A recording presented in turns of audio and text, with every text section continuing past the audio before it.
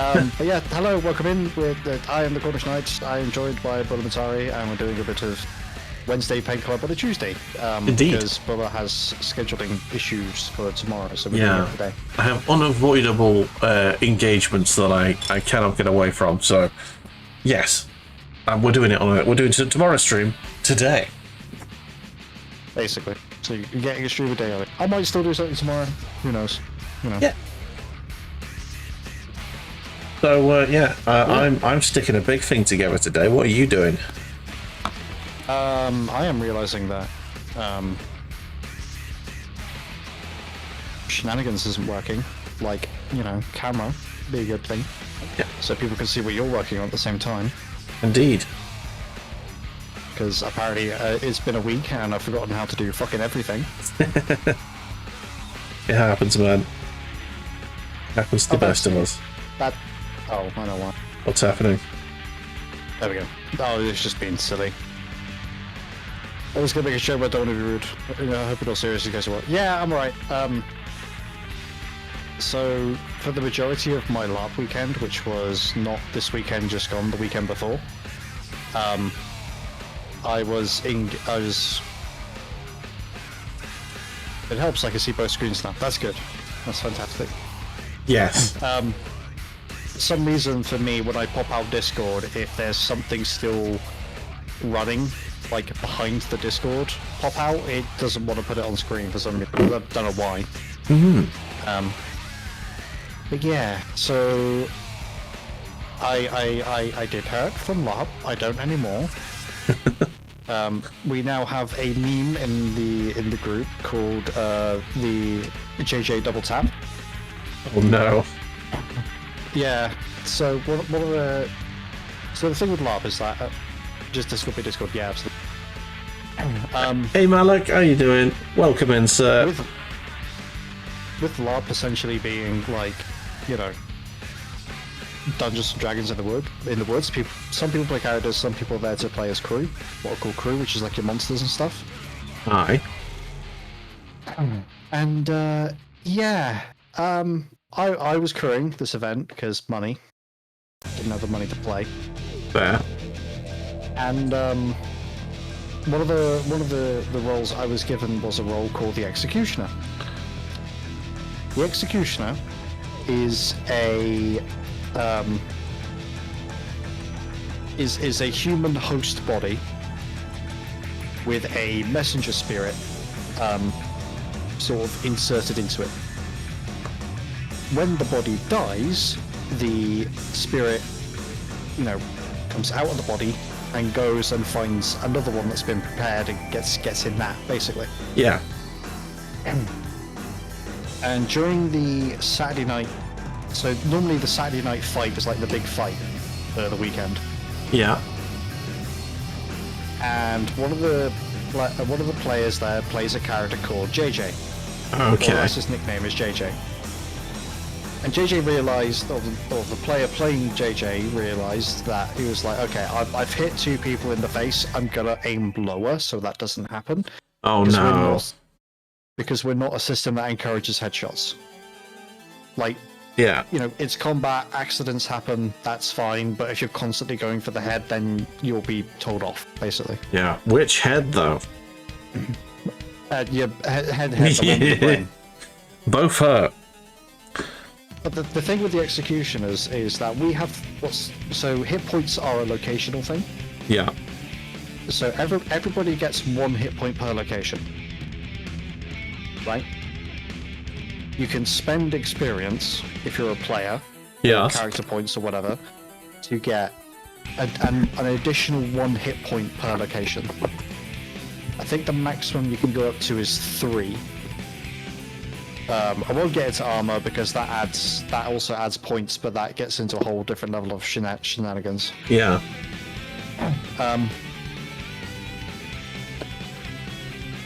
And I'm marching down with what are called the Ashen. Yeah.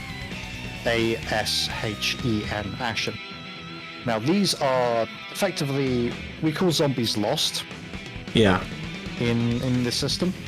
Okay. These are lost who are burnt. Okay.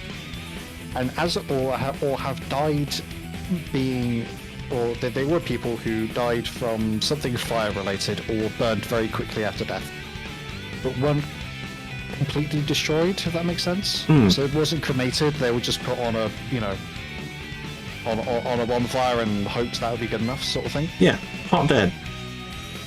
Yeah. So the Ashen, when we gave them weapons initially and then realized like we're actually at risk of like committing an entire TPK, and that's not fun for anybody.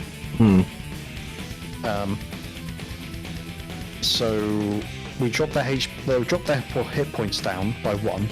Okay. So they had 2 hit points per location instead of 3. Okay. And we took away their weapons. Because with the addition of the weapons, it was getting silly. Like how quickly people's characters were falling unconscious, basically. Yeah. The Executioner, however, didn't receive any of those nerfs. I still had 4 hit points and what's referred to as access to strength. A strength call is as you're swinging your weapon, you call strength. Yeah. And that doubles the amount of damage that one blow does. A bit broken We're all then. given 2-handed axes. Without strength, these do 2 points of damage. With strength, they do 4. So double damage. Yeah. A plate mail breastplate in our system has 5 points. So you can double tap someone in full plate, basically. Yeah, again, it depends whether or not they're just wearing clothes and then plate, or if they've got like a gambeson and other shenanigans on at the same time. Yeah. But the thing is that, well, you say we're a bit broken. Almost everything in the system does 1 point of damage, and to get the Executioners on the ground, they had to do 4 points of damage to our chests. Yeah. Because we can still function if we take 4 hits to either leg or both legs. Same with the arms. It's the chest they had to aim for to get us on the ground and sort of temporarily neutralize us as a threat. Yeah. Is it the standard zombie situation of like you can get up if you roll a Constitution saving throw or something like that? Well, there isn't dice because we're in a forest. If whoever the DM is considers the zombie is getting back up or something, I don't know. I don't know what the rules are. I've never looked. So, well, every system's different. Yeah. This is just how we do it. You know, this is just how my specific system does it. Other systems have other things. I got really put off. Nice. I got really put off by, I think it was called by one of the bigger LARP systems. Yeah. Because you could have a magic sword that had like 8 different qualities that you had to yell out every time you swang. Oh no.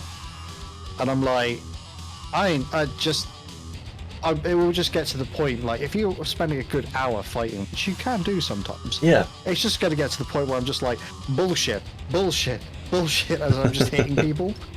Because, like, fuck that. Fuck going, silver, animating, flaming, and, you know, you got to say it as you swing, and that's just going to slow down your swings. Which I guess is the trade-off for having, like, a really powerful, like, sword or something, but, like, fuck that. Yeah. I have decided I am going to paint the inside. And that means I need to paint it as I build. Oh my god, that's a fucking... That's a book. Someone's written a novel in chat. Okay, would love to know what you guys think of what I've made so far. So the main character, Keel, is born to mysterious circumstances, bad to an outsider. Falsely condemned to cast into the desert to die. Against all odds, he survives. Exile is rescued by strangers, begins a transformation from abandoned child to hardened wanderer. The path that will one day earning the title of Land Drift. I'm not sure. Mainly because I don't know. well, one, I don't know how to write a book. It's sort of a big thing. Well, yeah. Is this like the premise? Or is it more like, what do we think of the premise?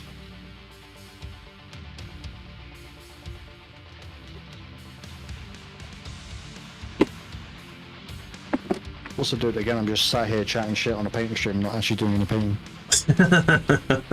Well, I'm doing some gluing, and I'm about to do some painting, so life is good for Bula. Yeah. I'm going to use this slightly fucked up brush here. Oh, wow. The idea I'm going for is like Game of Thrones, Dragon Age type deal, dark fantasy, and yes, the premise. Okay. I mean, the premise sounds alright. I mean, as long, I think...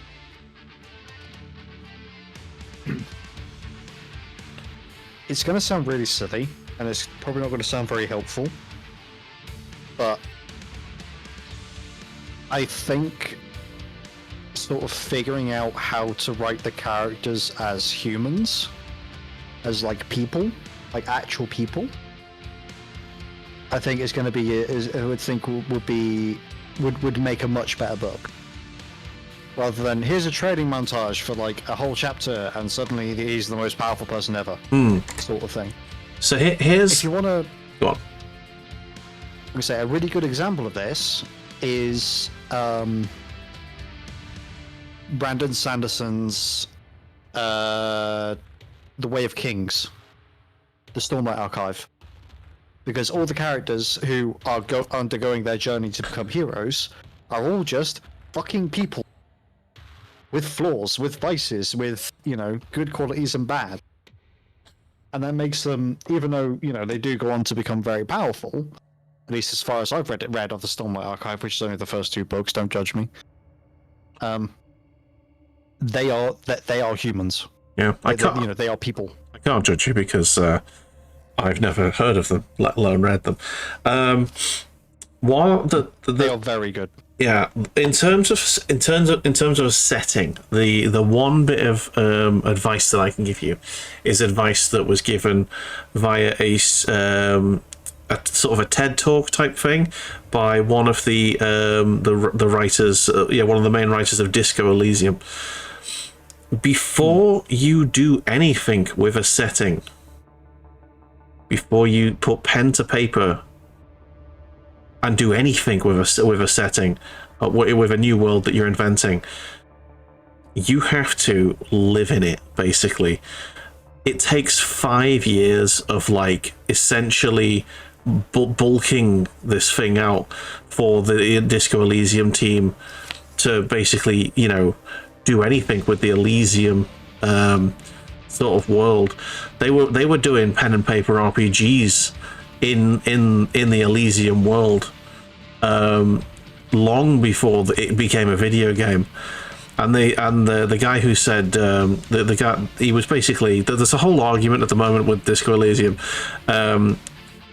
like who's got the right to make another game, sort of thing.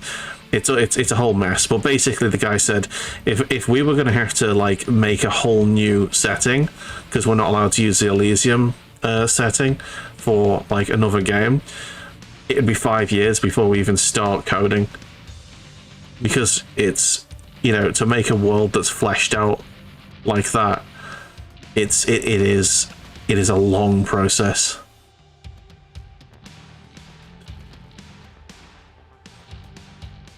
Sort of thing, yeah. So just take your time, basically. Don't. The series is about the Croons and Blood Oath want to bring back the old Serpent God to bring forth chaos. There are different kingdoms of factions around the world, and of course different characters. Okay. So it's not going to be solely based on the one person. It's going to be also sort of cut to other people go through their journey as well. Is that am I reading that right? Are we talking Swords Coast, or are we basing it in an already sort of determined location? I think it's a like a whole new series. All right, fair enough. So yeah, you gotta get back to the basics, man. What do normal people? How do normal people live in this world? Who makes bread in this world? How do they make bread and what type of? Exactly. Are there weird and wonderful crops that don't exist in the real world? Magic shit going on. You'd be a lot more inventive than Tatoes. Exactly. In the Fallout universe. Well, in the Lord of the Rings universe. Boil them, mash them, stick them in a stew. Potatoes. Oh no, so Tatoes in I think they're called Tatoes. I'm pretty sure they are. In the Fallout universe are literally like a hybrid between a tomato and a potato. Oh, okay, cool. They're a hybrid crop that's born out of radiation. Yeah. And yeah, apparently they're not.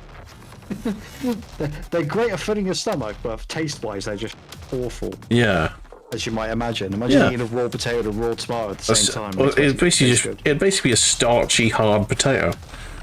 Sorry, a starchy hard tomato. Yeah. Yummy. The other thing as well is that I wouldn't be afraid to sort of mimic real-world cultures as well in order to. Rid of the land's factions, laws, and societies. Oh, okay.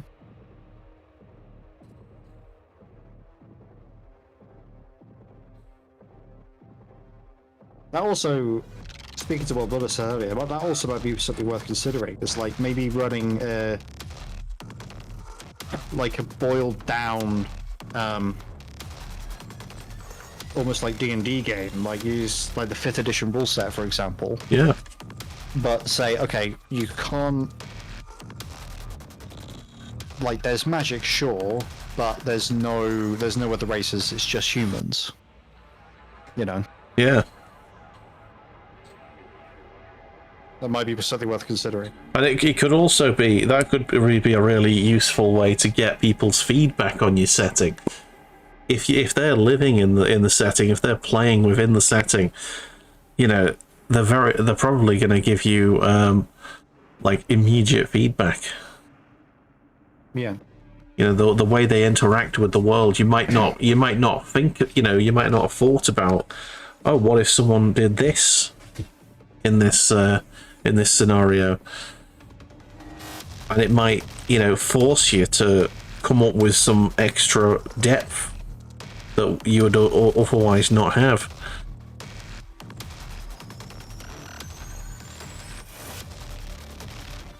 I am Anaris. Is that Anaris the abandoned wood elf? Let's have a look. Can't you see what I'm doing? Stupid.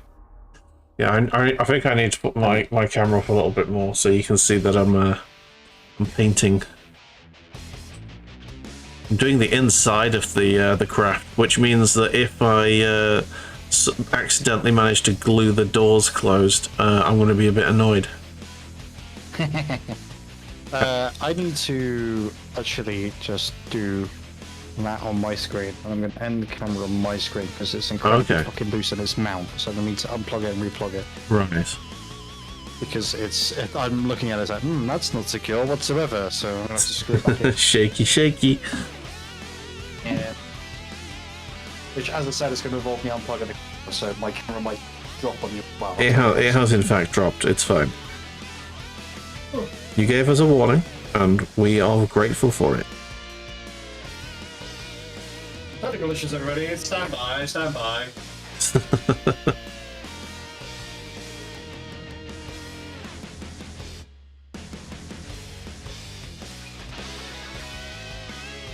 That's also a really good start. Okay. Went to the USB port where the camera's plugged in and wiggled it a little bit, and I got I'm like, Yeah, that USB port might be a little dodgy. Because not as dodgy as the ones at the front of my case, I say that much. Yeah. Honestly, there was a couple of Warhammer streams before we started, like long before we started doing co-ops. Yeah. And the amount of time I had to spend fucking with the camera because the USB ports at the front of my case don't quite have enough power. Oh no. In order to sustain the camera connection, it was fucking nightmare. Fucking nightmare. Bloody. Anyway, this is starting to feel very nice. Put the camera in a different USB port, see how that goes. Well, it's still down for me, but we'll see how the... Well, I haven't turned it back on yet. Oh, okay. I have to go around my painting desk, behind my painting to reach the back of my PC. Now, you see, when I moved my PC, I was clever enough to put it on a separate piece of furniture that I can just swizzle around if I need to get to the back of it. I mean, yeah, but that would also require brain cells, and I clearly don't have custody of that at all. Oh, dearie me. So I was getting ready for stream on Sunday with my friend Jazz. Aye. And it was like, what time do you want to... Well, like, we were like, oh, what time do you want to start? 12, half 12? And he's like, 12:30, because I just spent 12 minutes watching a spider go fucking 3-0 versus 3 wasps. I'm like, oh, okay, so I guess the ADHD kicked in a little bit hard then. He's like, yeah, it did. I'm like, okay. Okay. Turn the camera back on. Should be good on your end. It is. I can, in fact, see your desk. Do I need to fuck around? Oh, that's fun. Is it now? Yeah. What fresh hell is this? Oh. Have I just got permanent autofocus? Oh, that's not my camera. Okay. Oh, that's a problem. Okay. Have are priests required? Do we need to perform some sort of exorcism on your machine? Possibly. I'm just going to remove that source and add a new one because that was done fucked. There we go. That there is cray cray in a bad way. That is not activating. Perfect. That's the still of what it was before I did shenanigans. Oh, when you go to your OBS, just deactivate and reactivate your camera, and it should jump start it again. I have to deal with that sometimes. Oh, is it just straight up dead? Oh, deactivate. There we go. It's because the heads are setting on. Yay. Like the settings like autofocus and shit like that, because I'm a genius. On Discord, it is not... Oh, there you go, it's fixed. It's fixed. Yeah, it's fixed. Perfect. Lovely, lovely. Alright, I'll improve that all the way down to the bottom, so we can see other shenanigans. Right. So, oh shit, it's biffing my microphone. There we go. Starting to Now do I can see brightness. starting to do the inside of the thing now. Yes. Nice. I'm basically gonna stick it. I'm gonna go through each step and then like paint whatever I can see. That is. What I have is that land drifters are known in the Forbidden Desert and are very feared because they live in the desert since it's impossible to live. They bounce no lands and/or no tribes and/or lands, and so far most villagers do not trade with them, so they have to trade with outlaw tribes. Oh.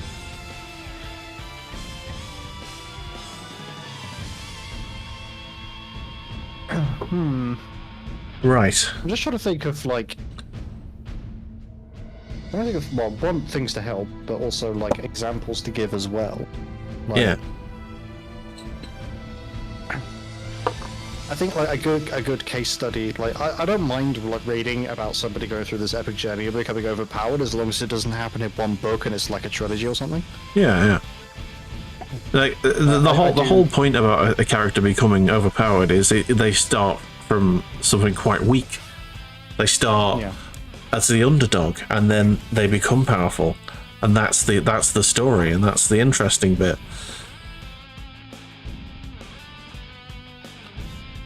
But yeah, I say that as I've been watching Solo Leveling. That happens in half a season, so. Yeah. Or you could just go the Dragon Ball route, and they are always powerful, but something even more powerful always appears, and then they have to shout and get more powerful over the course of many episodes, and then finally defeat them. And then eventually their power level gets over 9,000 and someone screams about it. And then someone makes a meme. I think that was a meme before memes were a thing, to be honest. True. I'm surprised that, like, what was his name? It's not. It was like.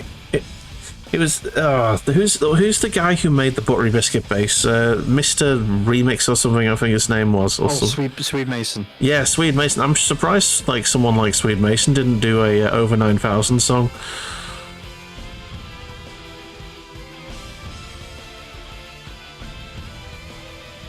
Although that song is now tainted, unfortunately. No, it's still great.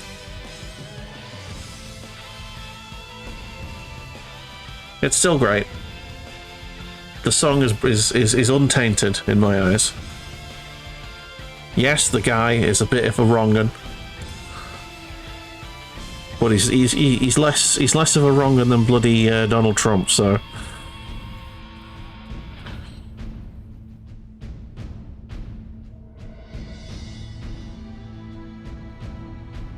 I think the worst thing he did was flashing.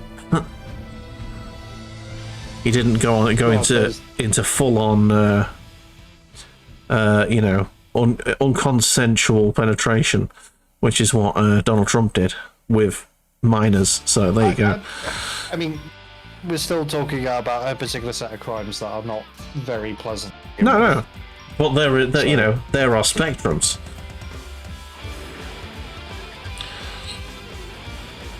Up to a point, yeah. Yeah. But, pulling your pants down and pretending like it's a joke is less bad than, the full wrongness. It's about the same as sending an unconsensual dick pic, essentially, isn't it?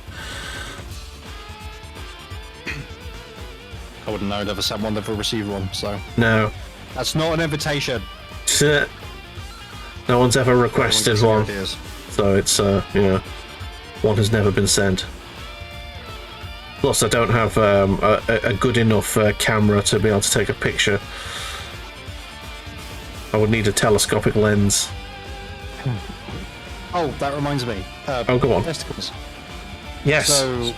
So yeah. Long story short. Yeah. Long story short, I got hit in the nads twice within 2 seconds from a 30-pound draw weight bow. Ow. Now, no captions has put that as like the monetary £30. No. This is draw weight is how far back. Well, if you pull the bow all the way back and let go, you will be hit up to a certain, at least up to a certain distance, by £30 of force. Yum yum. That happened twice in the space of 10 seconds to my left testicle and then my right. Both plums. Yeah. I took the first one, I gritted my teeth, grunted, everyone was like, oh, man down, are you okay? Because we have a call called man down. Yeah. Which is basically, there's a real world injury, everybody stops, everybody kneels, and the person who called it initially sticks their hand up and remains standing. And, then we keep yelling man down until somebody first aid train gets on the scene. Okay. So I was like, yep, nope, I'm good. Picked up my axe, went, right, about to take another step forward, and then the second arrow hit me, and apparently the sound I made was the equivalent of just like, you get those, have you ever done that thing where you've just suddenly forgotten how to breathe, and you kind of go, and kind of breathe in? Oh yeah. You might be daydreaming, and all of a sudden you realise, I haven't breathed in like 5 seconds. I need to take a deep breath in. Imagine that, but in reverse. So instead of inhale, it was no. It just crumpled to the ground. Oh dear. Yeah. It was apparently. It was such a good exhale that literally, because the thing is like so it got to the point during the Saturday night fight where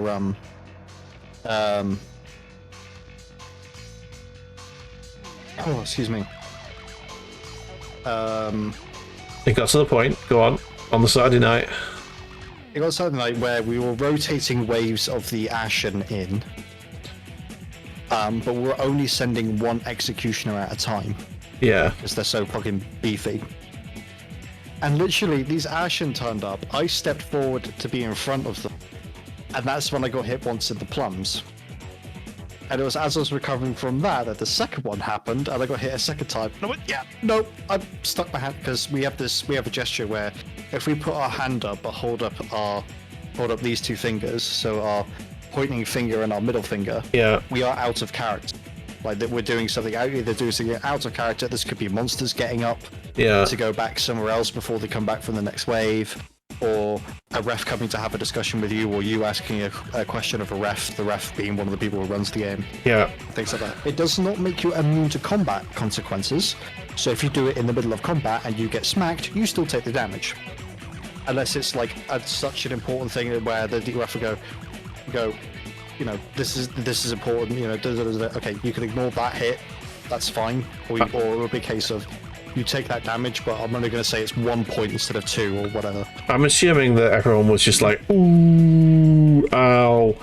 One of the players who was directly in front of me saw this happen and had to walk out of the play area and sit down for 5 minutes because he couldn't stop laughing. Oh no. and the guy the player who was playing the character that did it was just like he managed to stop himself laughing, and then something would tick him off, and he would just start giggling again over it. And it's just like, I'm really sorry. It's like, it was you're good. You're good. It happens. Because the thing is that because we're so beefy, we weren't given armor. Yeah. So if I'd been wearing armor, it would have been a bit different. But because we were so strong anyway, like we were just like, yeah, no, we're not going to give you armor. You will kill the player part if you do that. Yeah, I think next time I think just, you know, wear a cup. I mean, yeah, maybe. We'll see. Oh man, I am only armored in one location. It's the most important location. I will not be hitting that location again. Yeah. Oh man. Still fucking funny though. Yeah. Oh. The double tap, man. Oh. Yeah. And it was one on each. Oh. Yeah. And looking back now, it does. I think the first one. So the first shot felt like it hit me in the testicle. Yeah. But I think it was more the impact of it hitting where it hit on my thigh. It felt like a testicle. Okay. But the second one was definitely a testicle. It was a direct hit. Yeah. And that, ladies and gentlemen, was how Cornish got his vasectomy on the NHS. Oh, that wasn't even the first time I've been hitting the nads that weekend. The previous night I got into a fight with a character called Isleen, or Lady Isleen. Mm-hmm. And she caught me in such a way with her sword that it was tip to testicle. Oh no. So it was just, on the knees. Oh. Okay. Oh. Swallow down the vomit. Get up, carry on. Yeah. Big ouch. Yeah, I've kind of gone that way. So Keel is a hybrid human and Crimson Elf. Looks human with amber eyes. He's stronger than normal human, but only through pain and trauma. The more pain and trauma, the stronger. But the Crimson Elf has sent Wendigos to hunt him. And the stronger he gets, the greater his blood. The more chance his blood can bring back the Serpent God.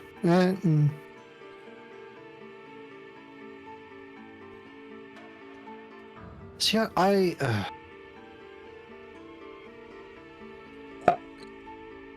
Yeah, don't go straight into the Serpent God stuff, man.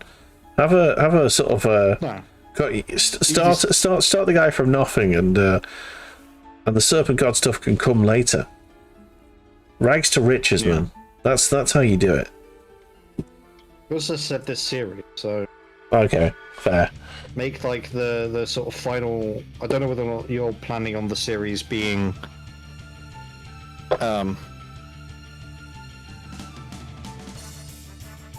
fucking fucking brain. Come on, I'm having caffeine. We should settle the fucking brain gremlins. Oh, no. Caffeine makes your brain worse, man. 100%. Not if you have ADHD, it actually helps. But Oh, okay. Not today. It's helping me by making me forget what I was going to say, so I don't say random bullshit. I guess there's that. I feel... So when you say hybrid human crimson elf, a half elf, basically. Yeah. Are we talking like, you know, one parent was an elf, what, like, you know, mum or dad was an elf and the other was human? Or are we talking like... Or are we talking like an elven ancestry, like the Dunedain, for example? Because, I don't know if you know this, but you know Lord of the Rings? Okay. Aragorn and Eowyn? Okay. They're related. I did get that that impression, but I did not know for certain. They are cousins 63 times removed. Ish. Yeah, I mean, elves live forever. Well, they live for fucking thousands of years, but there aren't that many of them, so they're all going to be fucking related eventually. Yeah. Well,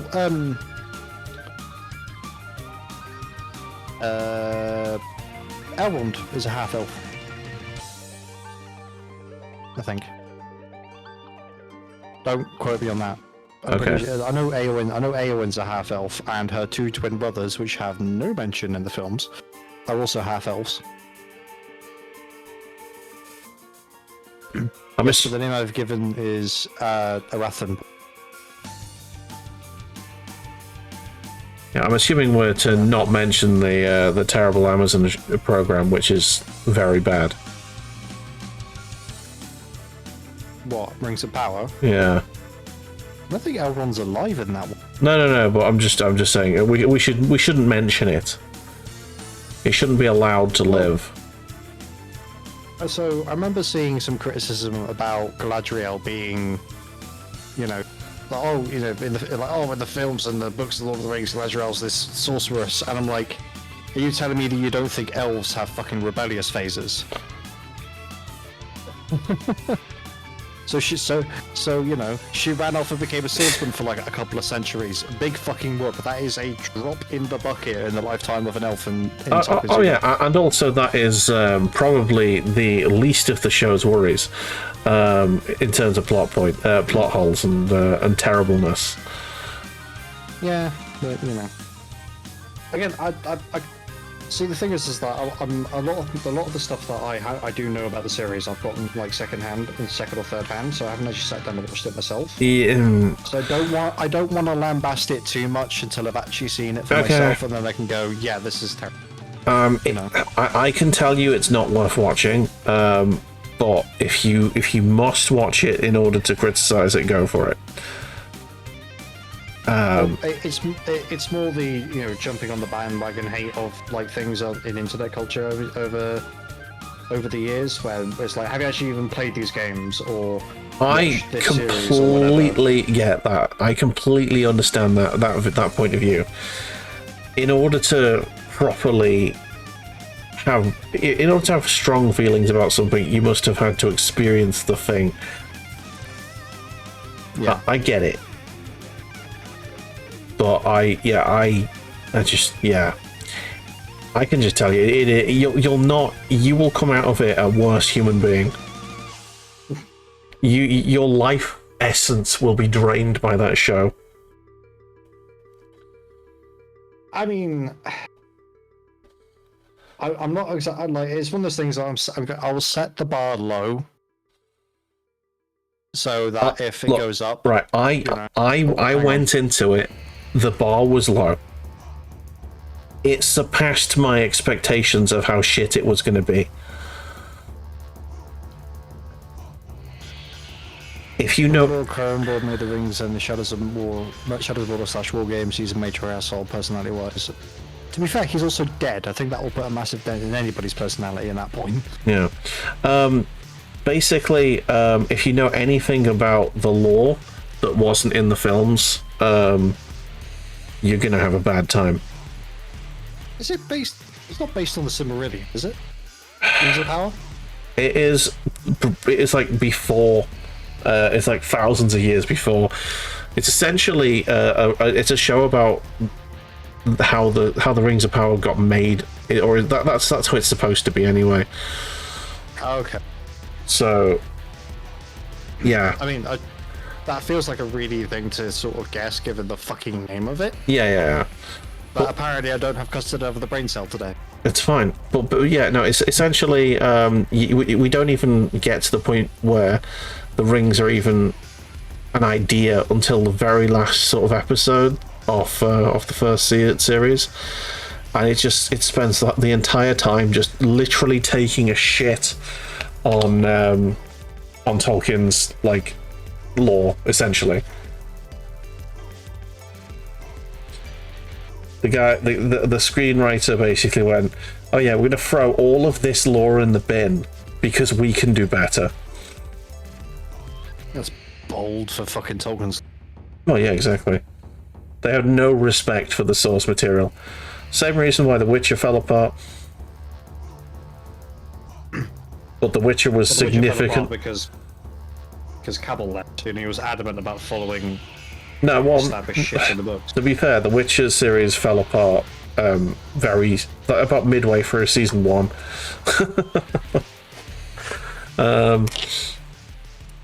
Yeah, no.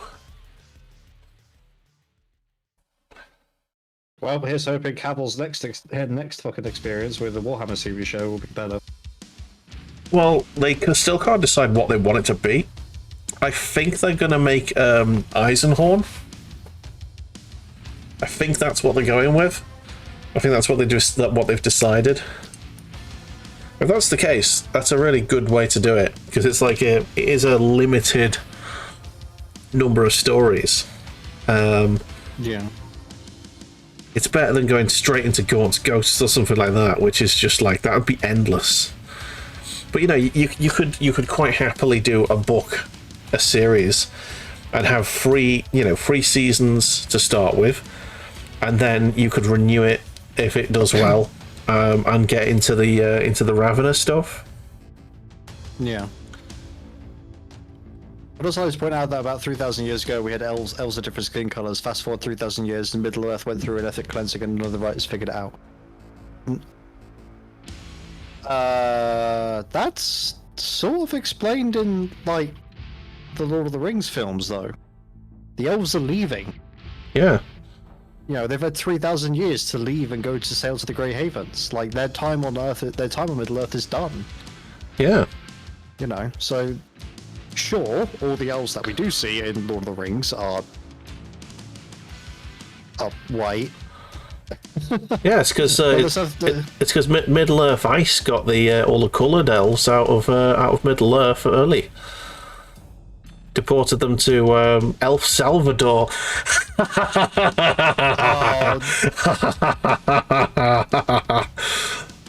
I'm leaving the stream now for that joke. Bye bye. You're so fucking proud of yourself. Oh, so badly. you know when someone just leaves your mouth. Fuck me. Yeah. Just something leaves your mouth and you're like, oh, that was perfect. Fucking love that.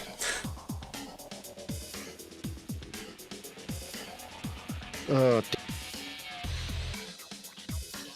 I will not apologize. Oh, excellent. And just like that, all of a sudden you need to put in your ID in order to view our streams. Oh, man. Hey, everyone, do you have a VPN? Because if you live in the UK, you really should have a VPN. Yeah, one of the few pages that doesn't post random fucking shit in, or is just gone completely clickbaity,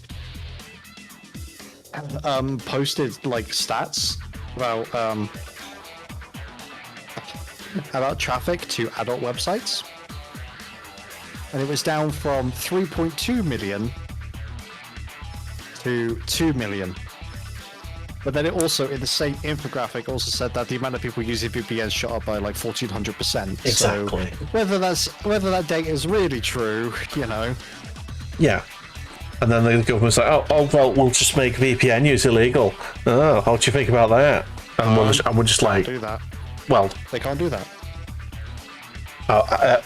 What I'm saying, they can do it, but I don't think they could enforce it.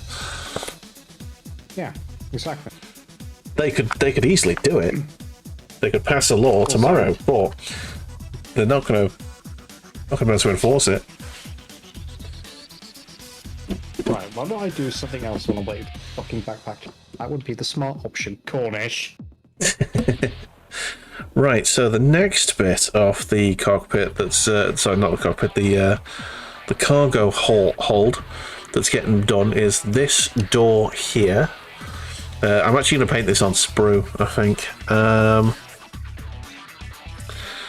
And then the back door, which I believe is this bit here. Okay. So I'm going to paint this. I believe I only need to paint one side of it, this one with the door on it. So let's go ahead and do that. And yes, I'm painting it on sprue like a heathen.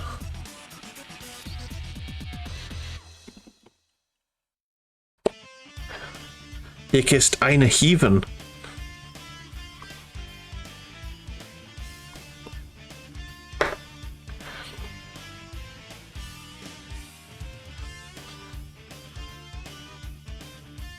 Yeah, it has been quite fun to use the old VPN to see. Okay, I don't want to like go into detail on this, but it's interesting to see the various tastes of the various countries in the world.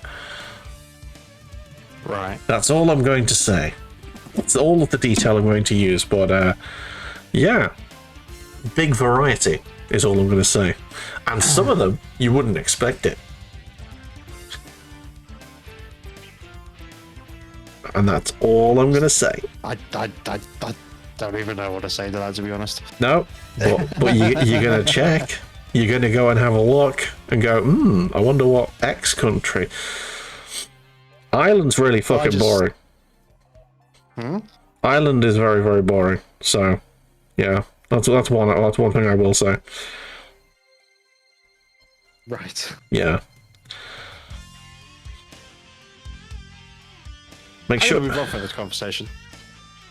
Yeah, we should definitely move on from this conversation. Dawn of War 4 is but apparently getting announced.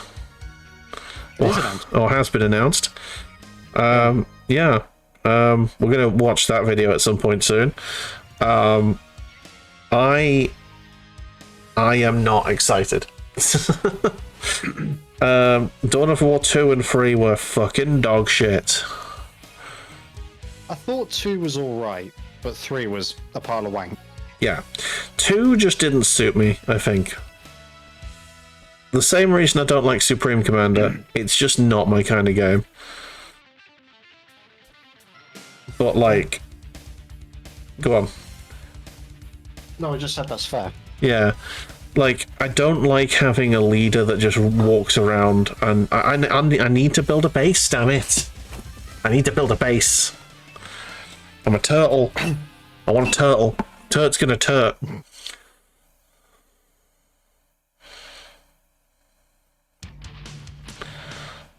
If I can't build a base filled with turrets and basically just build my forces behind closed doors. Also, just I realised how fucking quiet my pretzel's been. Holy shit. The music playing in the background for me, and I realised on OBS it's barely. Yeah. Genuinely, I thought I for a second thought you were eating pretzels very ninja-like. No. I love pretzels. There's a certain brand which is Canadian. I thought it was American, but it's Canadian. It's Penn State, I think it's called, and they do sour cream and onion pretzels, and they're fucking delicious.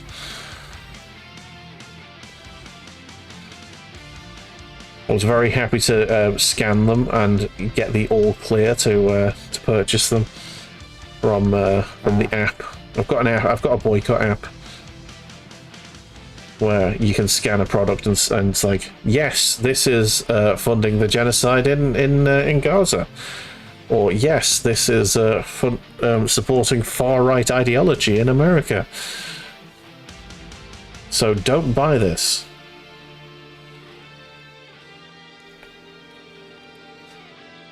Yeah. Anyhow, how's your painting going? I am waiting for paint to dry before I can put on the next layer. And Right. also I may have realised I may have overwashed the backpack because it's all leather. So I was like, okay, I'm just gonna wait a little bit. I put on so much wash that leaving it on the desk has actually left wash on the desk. So, Dear. Yeah. Well, I'm using an alarming amount of paint just for this the inside section of this this tank, which no one's ever going to see. Especially because I'm definitely going to accidentally glue the door shut, and that's just an unavoidable fact of life.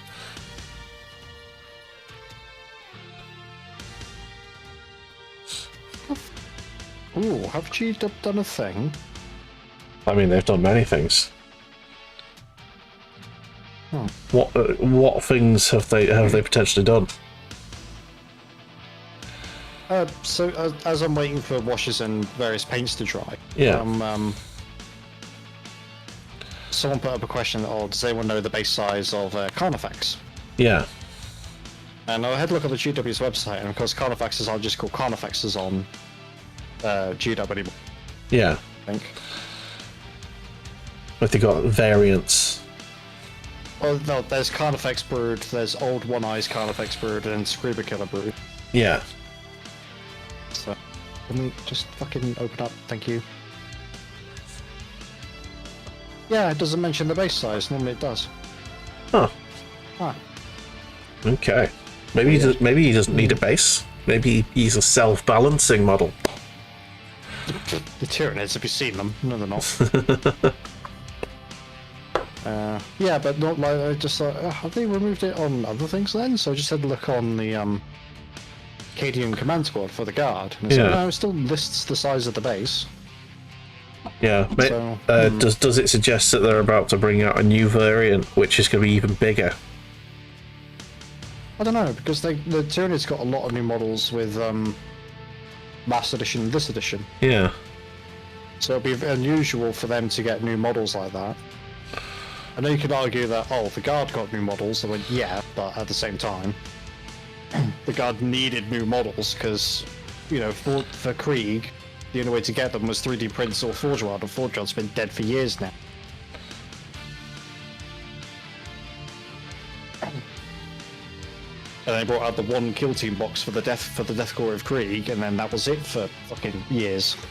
Until January, basically.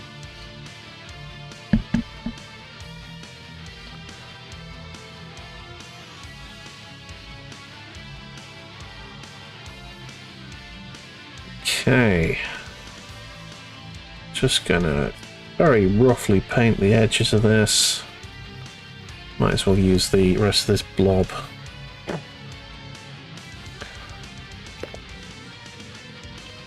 Once I've done the inside, I'm just gonna stick the rest of it together, so I've got a full model. You can go over there. Pardon you. Yes. Close that. Move that over here. Get the camera working again. Was the camera not working anymore? No, because it's a Discord pop-out, for some reason having stuff in front of it or behind it can basically just cause it to just not do anything. Oh, that's weird. Yeah, so if I open up Pretzel, and if you look on stream, on my stream, Alright. it's just a black square. But as soon as I minimize Pretzel, camera's back. It's fine. Huh. So, yeah. Weird. And what I could do, while I wait for those paints to dry, I can paint the cables on the Boxcaster main body. Excellent. Which means I need a blue and a lot of none.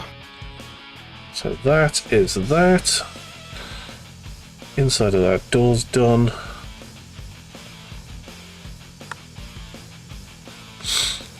So yeah, I desperately need some transport, I think. Transports are good. Yeah. I think a good sort of like starting point, like if you're like, okay, this is going to be like the one army I'm going to spend a lot of time collecting. I think it's good to look at how you can maximize your battle line or your troops choice. Yeah. And then Black Legion, I don't want Black Legion, I want Gnome, unless I've already got it out. I have already got it out. Yeah, it's to look at maxing out your battle line. Have a couple of characters for the sake of having a couple of characters. Plus, you need one to be a warlord, basically. But then also, and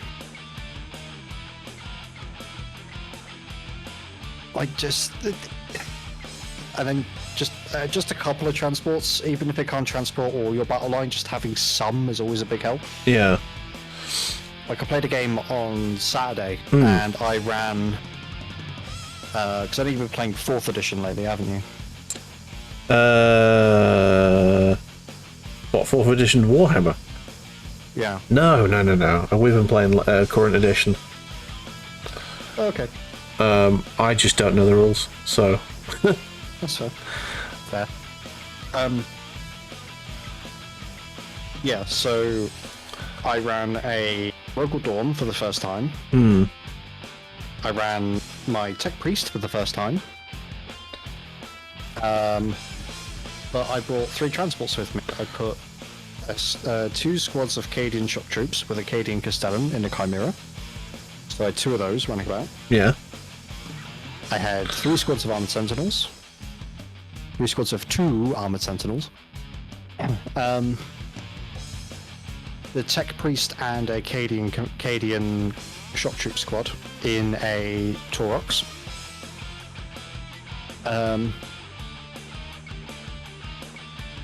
And yeah, like, just having those chimeras, one, the firepower they bring is quite incredible. Really good against infantry, for sure. Well, yeah, I mean, they can be, but you also, for 85 points, you're getting two heavy bolters or 2 heavy flamers. It's always been heavy flamers for me. No, bolters. Okay. Because of sustained. So with the heavy bolters, you'll always get like 3 shots per bolter. Yeah. Whereas the heavy flamers, don't get me wrong, the heavy flamers are great. You know, I think they're I think the guard ones are D6 plus 1 attacks. Yeah, I think so you're rolling a minimum of 4 to 14. Yeah, I think based on my experience with Dawn of War, I've always thought of them as a fire tank. So there's the Hellhound. Oh, I'm probably thinking about that. Yeah. Yeah. It's on the same chassis as the Chimera. Oh yeah! Hey, thank you very much, Thundersan, for the follow there. Welcome in. How are you doing? Yeah. Yeah, so the Basilisk, the Hydra, the Wyvern, the Chimera, the Hellhound and its variants, the Deathstrike and the Manticore, I think, are all on Chimera chassis, just with different weapons. Nice. Yeah. Might be where you got a bit confused. Yeah, they look quite similar. Yeah. A bit like the Vindicator and the Predator there. They look pretty much exactly the same, just different guns. Yeah. Also different ways of implementing those guns as well. Yes. The Vindicator is hull mounted, whereas the Predator is not. Yes. I do. I'm not gonna. We're not gonna speak of the we're not gonna say the word vindicator because that makes me feel sad inside. Why? Because there is a bag somewhere filled with bits. Is it? No, it's not under there. Oh. Yeah. You haven't put it together. No, and I probably will never. Why not? Because I don't want to. I don't want to know that that I've lost bits, and I know that I will have lost bits, and I don't want. I just don't want that knowledge in my brain. I want to. So what you're saying is that ignorance is bliss. Yeah, it really is. And as long as it remains inside the bag, I still have technically a vindicator. I still have the ability to have a vindicator, but the second I try and stick it back together, I confirm that I no longer have a vindicator, and I wasted my money. You buy a second-hand, did you? No. It was brand new. I built it, I painted it, it was lovely, I dropped it. Oh. Well, it fell off my desk. And it erupted into a million tiny pieces. All of which went into nooks and crannies, which probably haven't been recovered. And may have been hoovered up. At some point over the episode, yeah. Yeah.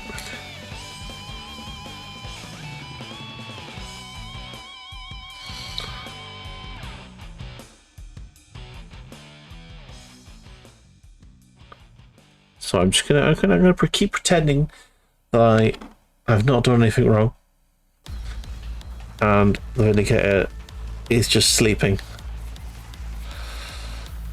Oh.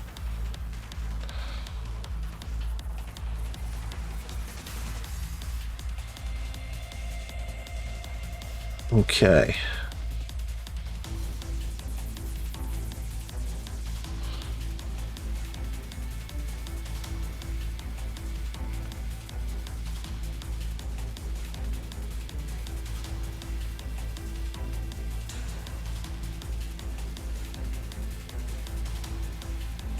Amazing. Right. Let's see if we can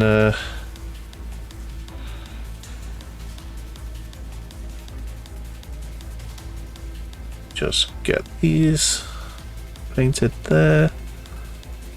Oh, bollocks. I've painted some of the bit I didn't want to paint. Never mind. It's a thing with us, isn't it? Hmm.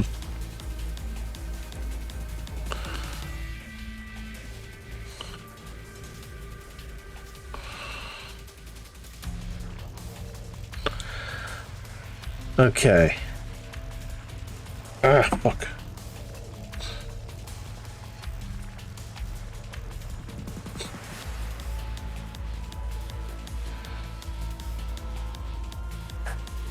Righty then.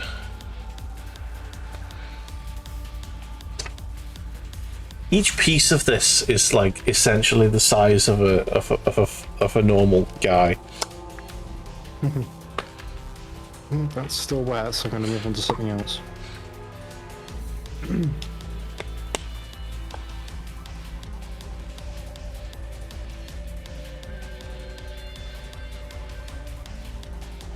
Can I have some fucking pigment of this wash, please, on my brush?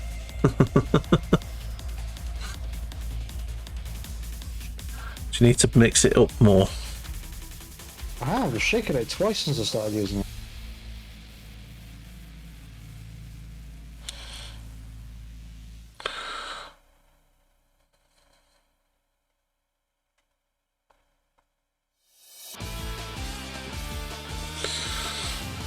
Okay.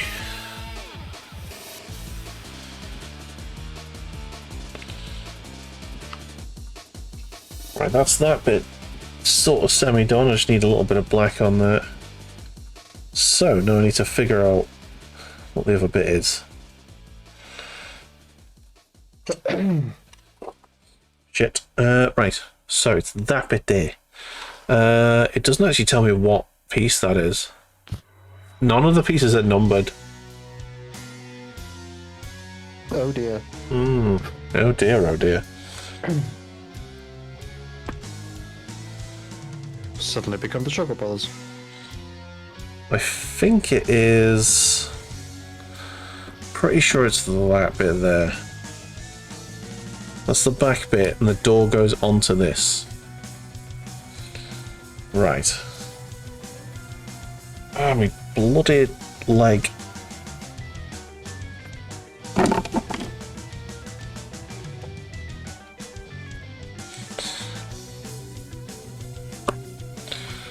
Alrighty then. I don't know why I'm painting this bit actually. Because it's on the outside, I don't need to paint the outside. Maybe I'll just paint the inside bits of it.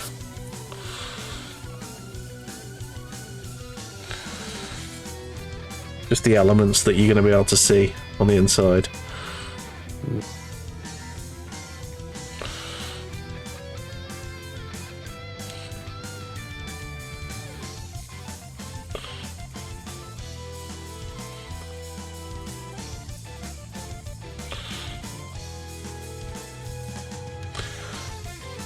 Actually, I don't even think I'm going to be able to see this because it's on the inside of the door. Fuck it, I've started, I'll finish. Just a real slapdash paint. That's all I need. I painted bits of Sentinels that I know people are never gonna. So. Yeah.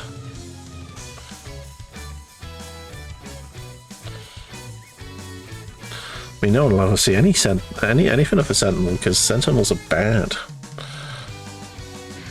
Unless you're me, in which case you run them for the memes. I just don't like the way they look. They look terrible. Well, the old ones are the new one. Both.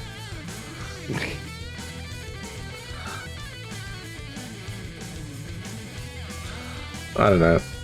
I'm not seeing the new ones in person. I just know the old ones look goofy as fuck. Yeah, the old ones were.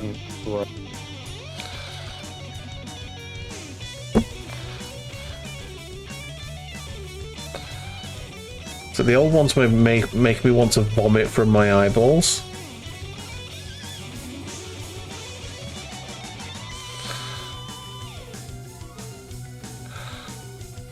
Alright.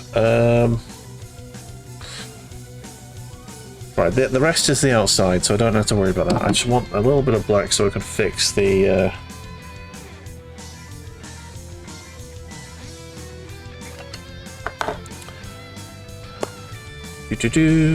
Oh.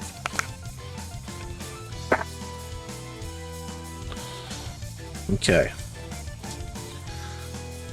Hi, Bear. You okay? Oh, he's tired today. He's had double walks. He always gets double walks when I'm in the office because I take him before and after I get back from work.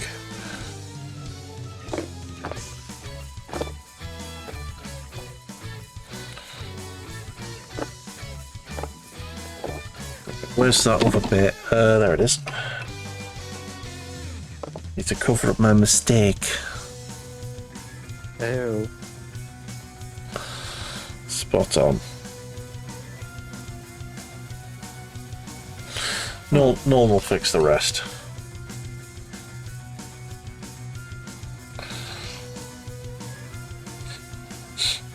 It's just a tiny weeny bit off the red.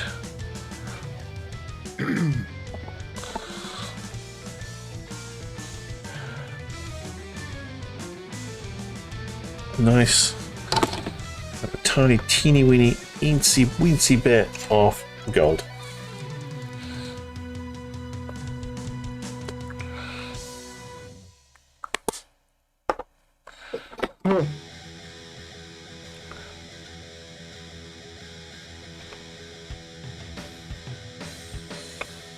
Right, there we go. Hold on.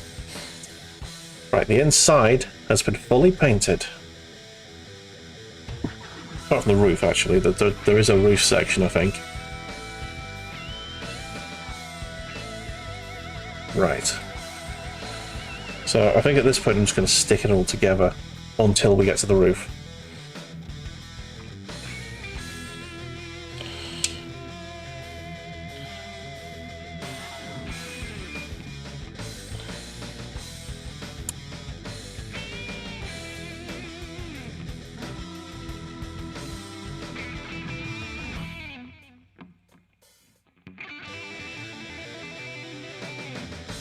Okay.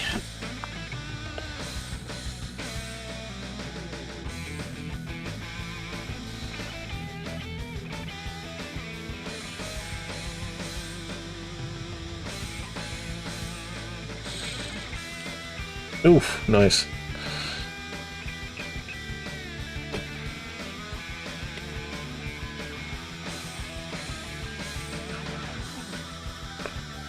Okay, so I think pretty sure that goes like that. That's gonna go like that. That's gonna be nice. You see the inside has been painted, which is nice. Okay, so let's get some glue.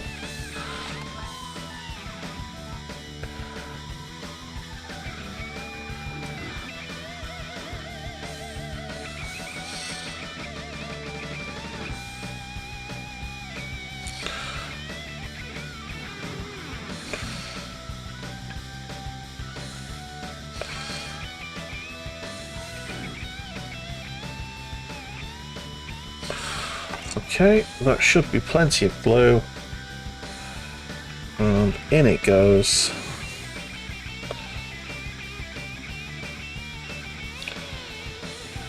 Nice.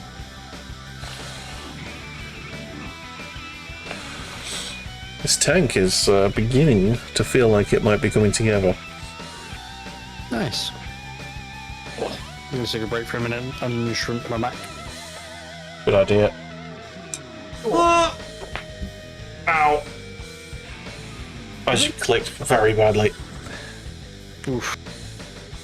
But, like, in a good way. As if it was a loud one and it was like, oh. Beautiful. Yes. Right. Yeah, I'm going to call a chiropractor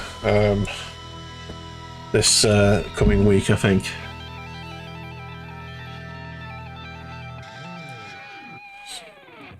My work will pay for it, so I'm going to get someone to crack me up real good.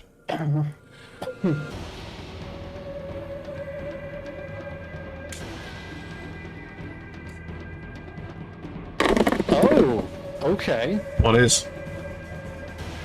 So you know how we're talking about Dawn of War 4? Yes.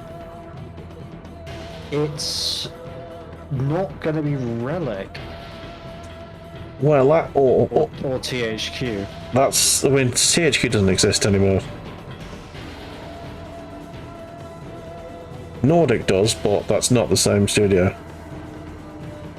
Yeah, no, it's, did you ever hear about a game called, or two games called The Dwarves or Iron Harvest? I've heard of Iron Harvest. It's the same devs. That does not that does not fill me with joy. What is that? I don't know. Iron Harvest just didn't do anything for me. It might be the subject matter, but yeah. Well, it was like alt history World War One, wasn't it? Yeah. I don't know, man. We'll see. We'll see if they do well with it. It has to have the cheesiest voice acting going. It has to have a ridiculous story. And it has to have Imperial Guard.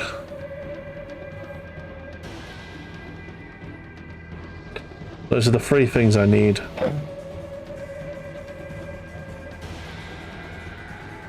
Having Imperial Guard is somewhat negotiable. But they need to at least be in the game. Like, they don't have to be playable necessarily until the expansion, but I want to see them. Right, there you go. There's the back end of the tank arm. So you can have a look into the back end. You see a nicely drawn cockpit. I need to get the walls painted and everything. But we'll get... Okay, so it's being devved by King Art Games, who I said did Iron Harvest. It's being polished by Deep Silver.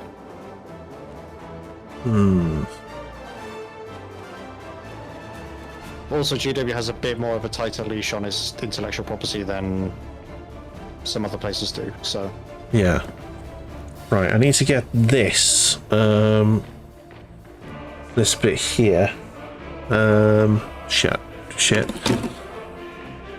Don't let the glue dry. Right. So it says I want this in there.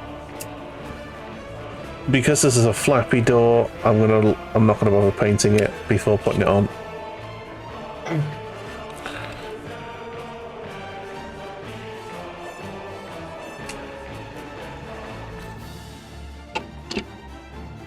Okay, so there is something. What is it? Where is it? Where is it? There it is. Aha.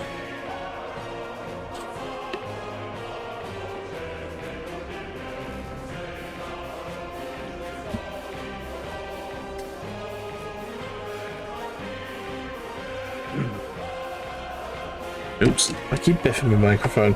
Apologies if it's annoying everyone. And that goes that way around. Gotcha.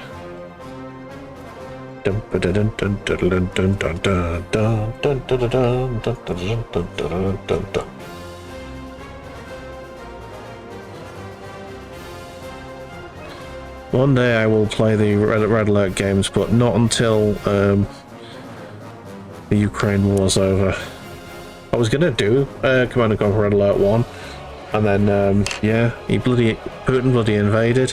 I was like, I would want. Yeah, I would want to play the Red Army because it's the better campaign. You get Tesla coils, damn it! I want Tesla coils. Oh shit! Ow! Ow! Fuck! I glued myself to the model. Well done.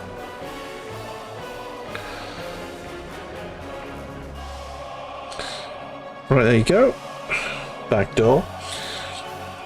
Right, let's push in the back door. Yeah. How the fuck does one do that? Oh, okay, it goes in one side and then clicks, I think.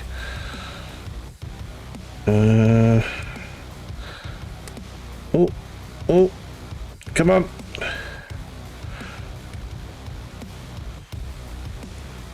Right, I think the back door's on. Yes. There's a back door. Let me zoom in here so you can see the back door opening. There's a back door.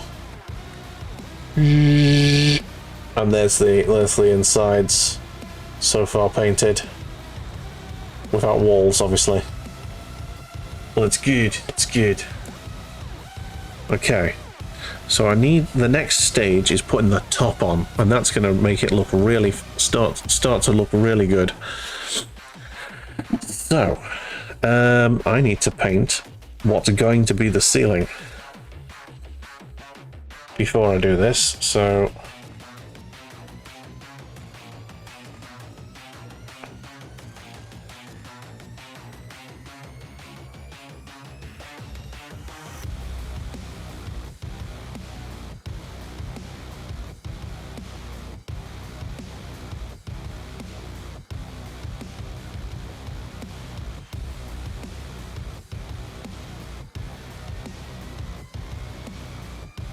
okay, that'll do me, I think. Right. I did get these Terry chocolate orange pieces. to eat whilst I was drinking my my rum, but I failed to be drinking my rum because I'm concentrated so hard on painting. Well done. Oh. Right. This is just brown, so I'm going to use probably the biggest, sweatiest brush I've got, which is this one. I'm just going to slap it on.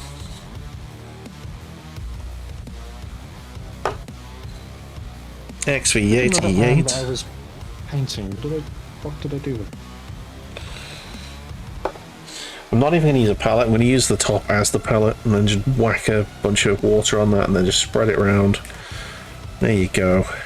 Get that painted nicely. Very much the rocket approach. Yeah.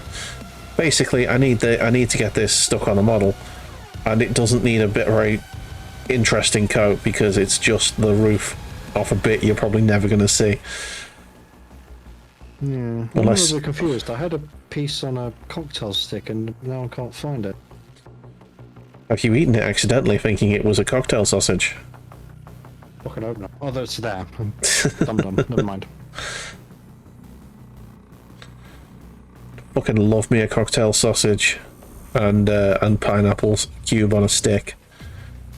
That is top tier starters. It's top tier. That is top tier, like party cuisine. Picky food, ain't it? What is your, if you're going to a party and there's like a little buffet on, a little buffet, what are the free things that you need on there? Oh, I mean that depends. Like we're talking like New Year's party or like an evening party, garden party. What are you thinking? I'm thinking like generic party. So it could be just, right, let's just say someone's birthday. You know, it's a kid's birthday party, and you know, the grandmas put the buffet out with all of the trimmings. What are you having on there? Ooh. Three things. So what I'm not having is pizza. You're not having pizza? You used to get like the little mini pizzas that people would cut in. Oh, the mini pizzas were fucking sound. I used to love them. They made me really sick. Oh, okay. They made me really sick. But looking back now, I think it was more of a case of, I think it was the start of having a Crohn's flare. Oh, okay. And also being a child and jumping around. Yeah. Sugary food and then throwing it. It honestly put me off pizza for so long. I had never understood the hype for pizza. And then I went to a friend's house when I was like 12. Yeah. So, funnily enough, this party happened when I lived in the village that I spent the majority of my childhood in. I then moved over to the city that I now currently live in, and then back to the town I grew up in. And it was during that second stint in the town I grew up in, was when I was down at a friend's, was like, do you want a pizza? And I went, I remember having pizza as a kid and I'm really not liking it, like, at all. And they were like, oh. I was like, but I am kind of curious. And so a friend of mine, like, didn't have a big pizza to begin with, gave me a slice. It was like one of those little ones you get from like a kebab shop that you can before. Gave me one of those and I was just in fucking love with it, and I was just like, this is what I've been missing. Oh man. So the thing is that me and my sister both love cheese, right? Yeah. My mum hates cheese. She hates the taste. She hates the consistency. I think she's just being fussy. I mean, she always yelled at me for being. I mean, she sounds like a wrong 'un. Not gonna lie. And me and my sister were constantly like, oh, what do you want at the food shop? And I'd be like, cheese. And she'd be like, I'm not having cheese. It's like, you asked us what we want, and we want cheese. I want cheese and toast in the morning before I go to college. So no, you can have toast. Okay, can we have peanut butter? No. Can we have jam? No. What can I have on toast then? Butter. Okay. Fucking hell. Cool. I'm glad to see that your taste buds haven't improved since you was 9. Man. You know? Not even jam. Jeez. Jam's like 12p. Even now it's like 12p. Oh, Mum made her own. Oh, okay.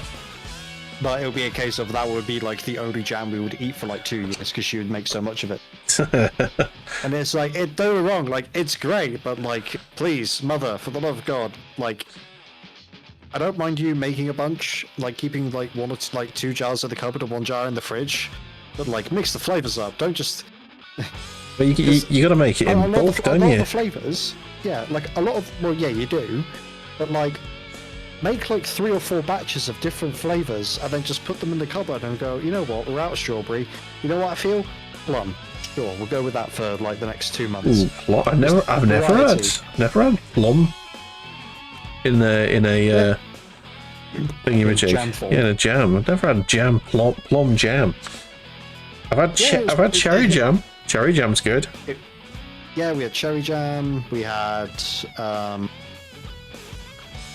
like orange jam, strawberry jam, blackberry jam, which is fine, but when that's like all you've eaten for like 2 years, like I don't think Mum even eats jam really anymore. Or if she does, she buys store-bought. She doesn't make her own anymore. And like, given how much of it you made between the ages of like 11 and 17, I'm not fucking surprised that you don't like it. You know, the thing that happens when you eat too much of the same food over and over again, that you just go off it forever. Yeah. It's literally that, and I'm just like, this feels like a you problem, brother. Okay, I am officially sticking. I don't have jam. I'm officially sticking the top of this on. Good luck. Yeah, like even ever since I moved out, back when I was 19. I haven't bought a jar of jam. The closest I've bought has been mango chutney, and that's only because I'm having a curry. Oh yeah. Different purposes. I don't make my own. I don't, I only buy it as and when. Look at that. It's starting to come together now. Ourselves a tank. Yeah. So far the inside is completely painted. I just wanted to get that painted before we before I stuck it together, because otherwise I'll never get a chance to do it. Yeah. Oh, wow.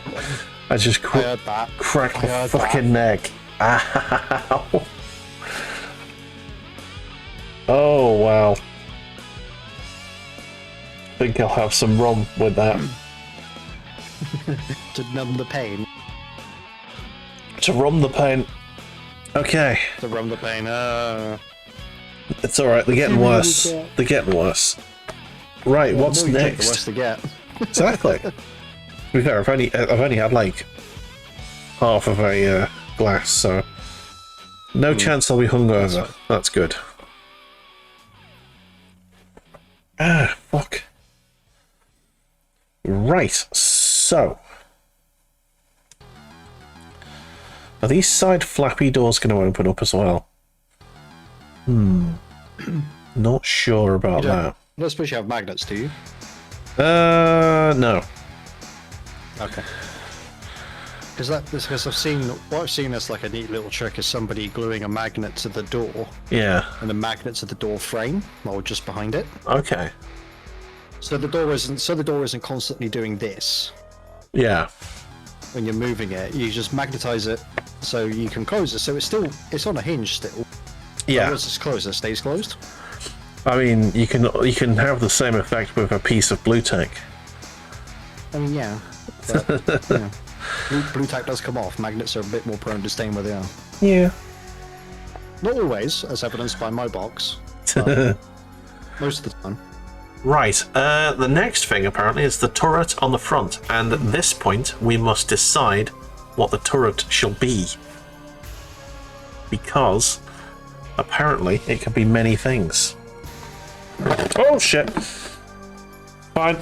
It fell into my lap.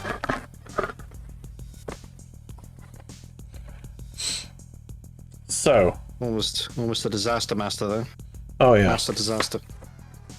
I am the master of disaster. So. Oh. No. The front is always the burst cannon. Yeah, the accelerator burst cannon. It's also got seeker missiles and it's got twin pulse carbines. It's actually got some firepower, this thing. Yeah. Okay. Come on. Eh. So, just gonna get all of the pieces I'm gonna need. Build this, so that's definitely one of them.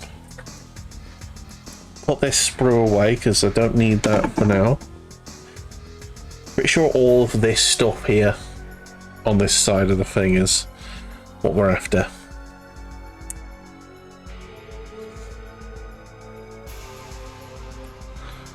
Okay.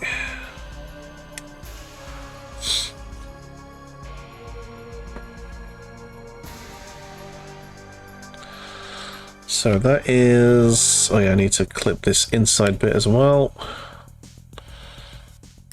Make sure I grab it so the dog doesn't eat it later.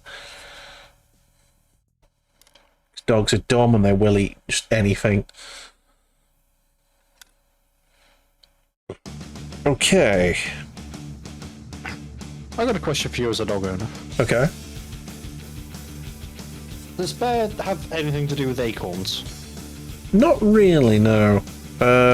He likes the things that eat the acorns. Squirrels. Yes. He is addicted to squirrels. He chases squirrels incessantly. I think that's just a very dog thing, though. Yeah. But yeah, he doesn't do anything with acorns. He's not that interested in them.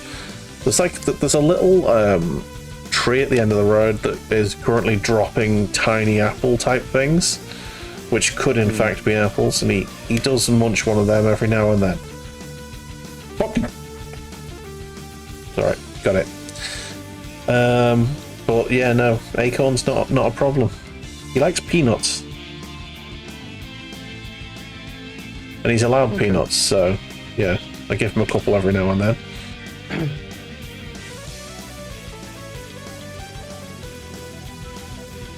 Ow! Fuck! I really need to stop cracking my back, because it's probably making it worse.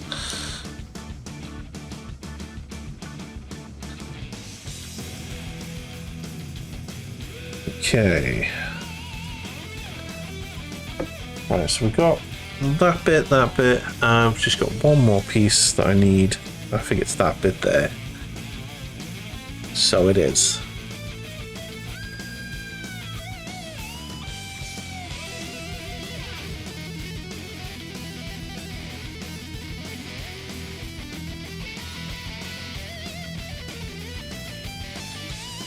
Alrighty then. Boom.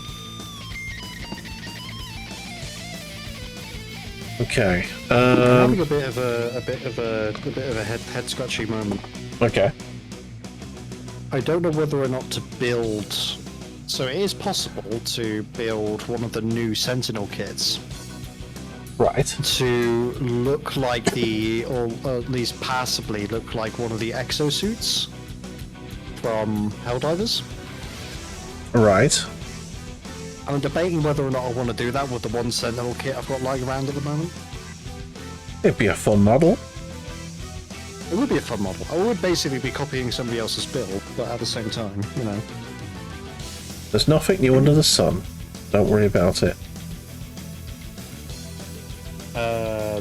I keep hearing the Latin phrase for that, but I can never pronounce it right, so I'm not gonna. Something along the lines of Noville Nuvae Subsoli, I think. This is where John Cleese hops out and makes you write it the correct version on a wall 500 times. Yeah.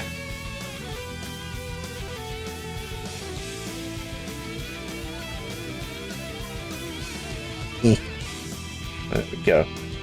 That should be plenty of glue, if not too much glue. Come on. Stick it together. Come on. Come in. Okay.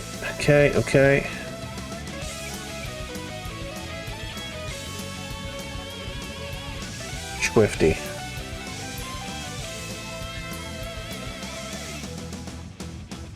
Okay, there's your burst cannon. Boom. Right, what else? I think it wants me to place the burst cannon in loose into this thing. So you can turn it. So,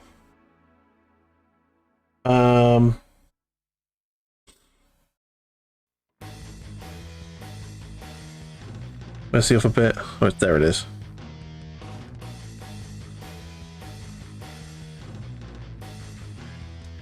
Oh, I see.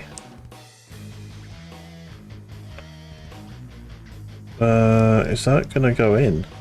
Do I need to shave it a bit more? I think I need to shave it a bit more.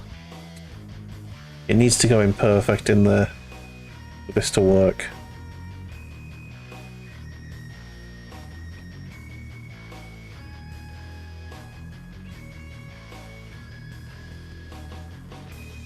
Oh, well, that's not gonna fuck it. Right, I need to zoom really heavily into this so you can see this printing error. So here we go. So in order to make sure that the gun can fit snugly in, you can see that they've got a little lip there, haven't they? And you can see the little rounded bits which act as like a little bed for the thing to go on. So that works. That works. Fail. Huh. They've cut that off at the lip like they have the other two. So the thing will not go in there unless I chop that myself, which I'm gonna do now. Can I just, before you do that, Yeah. can I just make a point of trying to assemble the other? Because I've had this. I used to have this with the old Sentinel kits. Is that I thought, oh, I need to cut that off, and it turns out that was actually like a supporting strut to keep the two halves together. So let me just double check right. the Okay. No, I've just looked, and yeah, there is actually a little nodule for that to go into. Okay. Saved you some heartbreak. Yeah. Because I had that with some of the field ordnance batteries as well. Some of the weapons. Yeah. Or a bit like that. Right. So I am going to glue this bit in.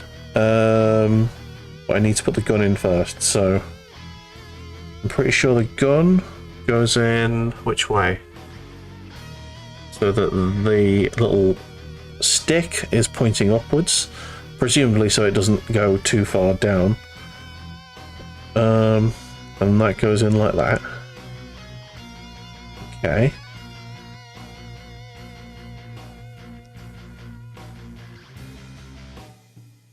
I think it's saying it wants me to leave this free. So I'm going to. And then it's just, there's one part that's like glued in. So that goes in there like that. In the front. Okay. And the little gun can swizzle up and down. And then there's one piece here that goes in like that. Is that right? It doesn't look like it's gonna fit. Oh, there you go. Okay, that actually is that's quite good there. Okay, so I need to be very careful where I put this glue, because otherwise I'm going to accidentally glue it so it doesn't move. Or to yourself. Well, yeah, that too. Right there. My reaction to that is that's like the least important of the two options. Well, yeah. Well, I guess I live with my model now. I'll stick to this one end of my finger. I don't mind that, as long as it glues correctly. Right, there we go, and in it goes, and I just need to hold it there for a moment. I'm gonna, oh shit, how do I close my glue whilst holding it? Yeah. Okay. Okay, swizzle it whilst it's gluing. Swizzle it while it's drying. Keep the swizzle. Keep the swizzle. It's a very intelligently built bit of kit, this. That is it. Meaning not. No, I am actually impressed by this. This is clearly later stage GW. Before because they've learned many lessons, and this is actually quite a nice range of motion it's got. Well, something I can do for a little bit because I've got to wait for washes to dry. Right, there we go. It's got its burst cannon, and it twizzles left and right and up and down. Hey. It's good, and it's stuck on with that little thing there. Lovely stuff. Nice. Right, we got that. So next involves more stuff that is inside. So that's more painting. So I'm going to pop this aside for a moment. Pop this over here. Have a bit of rum.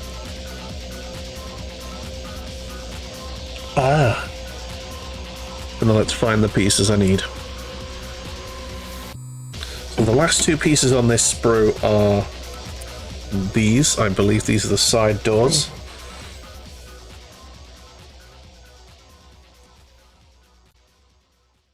They do seem to be fairly identical, so I don't think it matters which side they go on.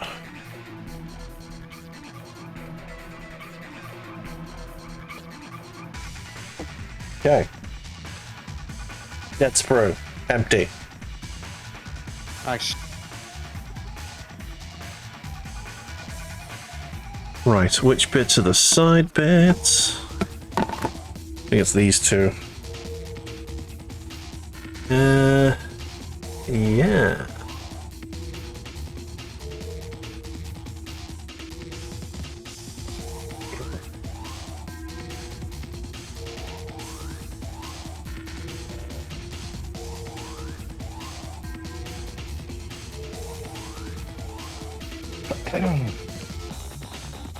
Oh no.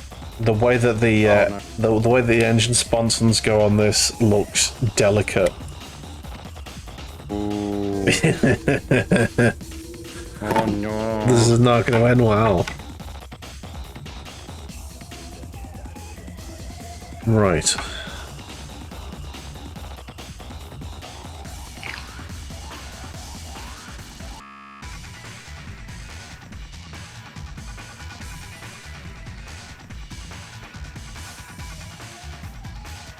Okay.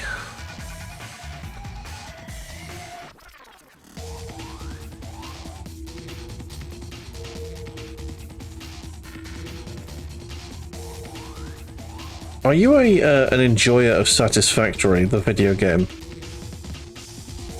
I have tried to play games like that before, and I often just get to it. I always find myself hitting a particular roadblock, and it just gets to the point where it feels like I'm doing a job rather than playing a game. Oh, I am way past that. I am way past that now.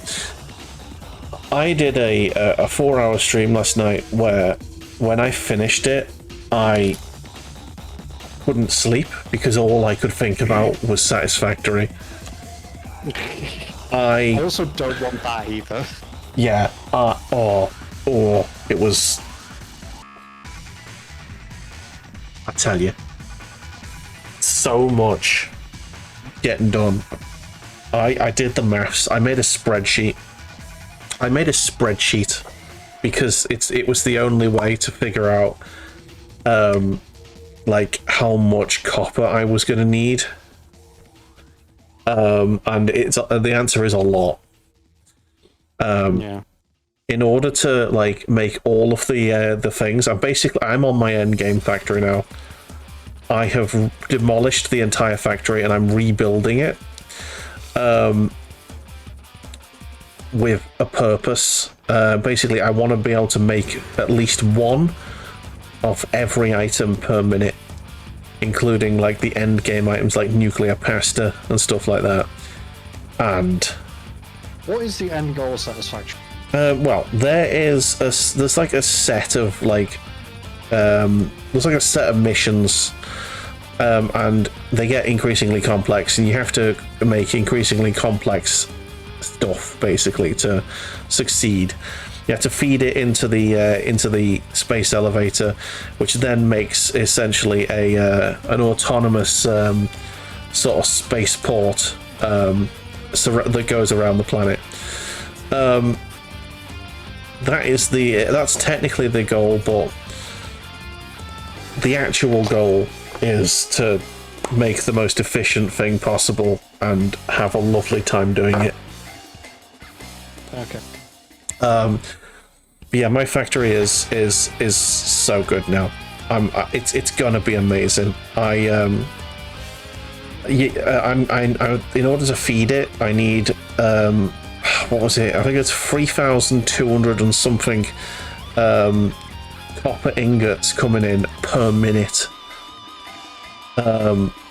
Like just a silly amount of copper needs to be mined. And yeah, I spent 4 hours basically preparing that, and I didn't even finish. And yeah, it's going to need 80 machines. I think it's 79 technically, but it needs 80 machines making various components and stuff with the copper that will then get fed into different recipes and different machines doing different things. And oh my god, it's a lot. There's a lot. It's one of those games where you can very easily lose your life to. You can lose yourself in that game. I already have a game like that. It's called Hearts of Iron 4. Yeah, I have lost myself to Satisfactory, and I've never been happy about anything in my life. And yeah, my factory is going to be I may be the first person to ever complete Satisfactory, as in like making at least one of everything per minute. That for me, that is the end game scenario. That is my objective before I put the game down, never pick it back up again, and be like, yep, I did it. I did the game. Go me. So to put this in perspective, I have 4,615 hours in Hearts of Iron. Nice. My next most played game via gameplay time is Arma 3 at 1,415 hours. Nice. Then it's Battletech at 1,102. And then in a very distant fourth with 688 hours is War Thunder. Then I'm kind of surprised I've clocked that many hours in Stellaris. I would have thought like Frostpunk or Hell Let Loose would have been more, but apparently not. 582 hours in Stellaris. Okay. 507 hours in Frostpunk, mainly because I was excited for Frostpunk 2 coming out, so I went back and replayed, did a whole bunch of stuff in Frostpunk. Yeah. So I need to go back and play Frostpunk 2, but it needs some optimization updates, it really does. Battle Brothers with 335 hours. Okay. Which apparently is slightly more than Hell Let Loose at 336 hours. Right. Yeah, Battle Brothers, total played 335.9 hours. Hell Let Loose 336. Yeah. Okay. Okay. That sounds weird. But yeah, I don't think I've got over 1,000 hours in anything these days. I think, have I got over 1,000 hours in anything? Might have over 1,000 in Battletech. I don't know. I don't know. I don't think I've got the patience. I can look. Oh, you can look, yeah. I honestly don't think I've got 1,000 hours in anything. You do. Oh, do I? Yep.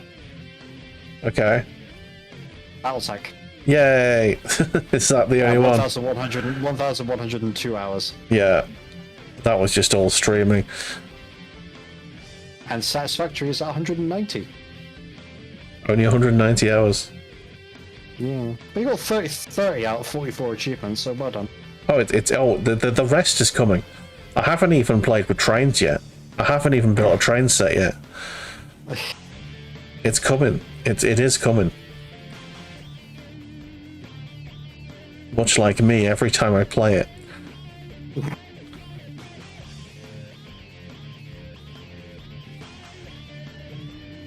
Oh man. Perfect games. Counter-Strike 2 with 1 out of 1 achievements. Yeah, because there isn't really achievements in that. I think the only achievement is upgrade Counter-Strike 2 from Global Offensive. Because I think it's like, yes, you have owned all of the Counter-Strike games, therefore free game, go. I would say I'm sort of surprised that I've got more hours than you in MechWarrior 5 Mercenaries, but then I remember I'm unemployed. No, yeah, this is true. I have played through it once fully, and I've had a modded run, and that's it. I was a little bit shocked, actually. So a friend wanted help with a mission, and the game caps out at like 3080 something. Yeah. But there are no news events beyond like 3049. Like it's just, oh, there's some rumblings about like weird mech forces in the periphery, and that's like the last news event in the game. Yeah. Me and a couple of friends dropped in with him because he was really struggling with this mission, and we're looking at his mech stable, and it's like, how have you made it to here and you only have 2 assault mechs? That's it. I mean, I think you can start at a custom date, can't you? So, like, you could have started at like the end of the game, essentially. I think the latest start date you've got is is 3035. That's the latest you can start. Okay. The earliest you can start is 3015. Well, But yeah, honestly, the I gotta say, hands down, the Castrol Lancers DLC is one of the best DLCs. okay. I don't think I've played any of the DLCs. Really? Yeah. I think I own a few of them, but I've never played them. It's like MechWarrior 5 for me is a game that I play with friends, and very soon after we completed MechWarrior 5, me and Badger became very busy, so I lost my MechWarrior buddy. Yeah. But yeah, the Dragon's Gambit I haven't really explored, same with Solaris Showdown and the Rise of Russell. No, sorry, I did finish with Rise of Russell, but I haven't done Dragon's Gambit or Solaris Showdown, but we are getting a new DLC for it. Yeah. Which is The Shadow of Kerensky. Okay. Which is, so, it's Dry. the Clan Invasion DLC, basically. Yeah. Dry, damn it.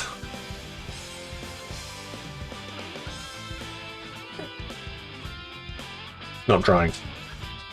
And we are getting the Bull Shark in it as well. Cool.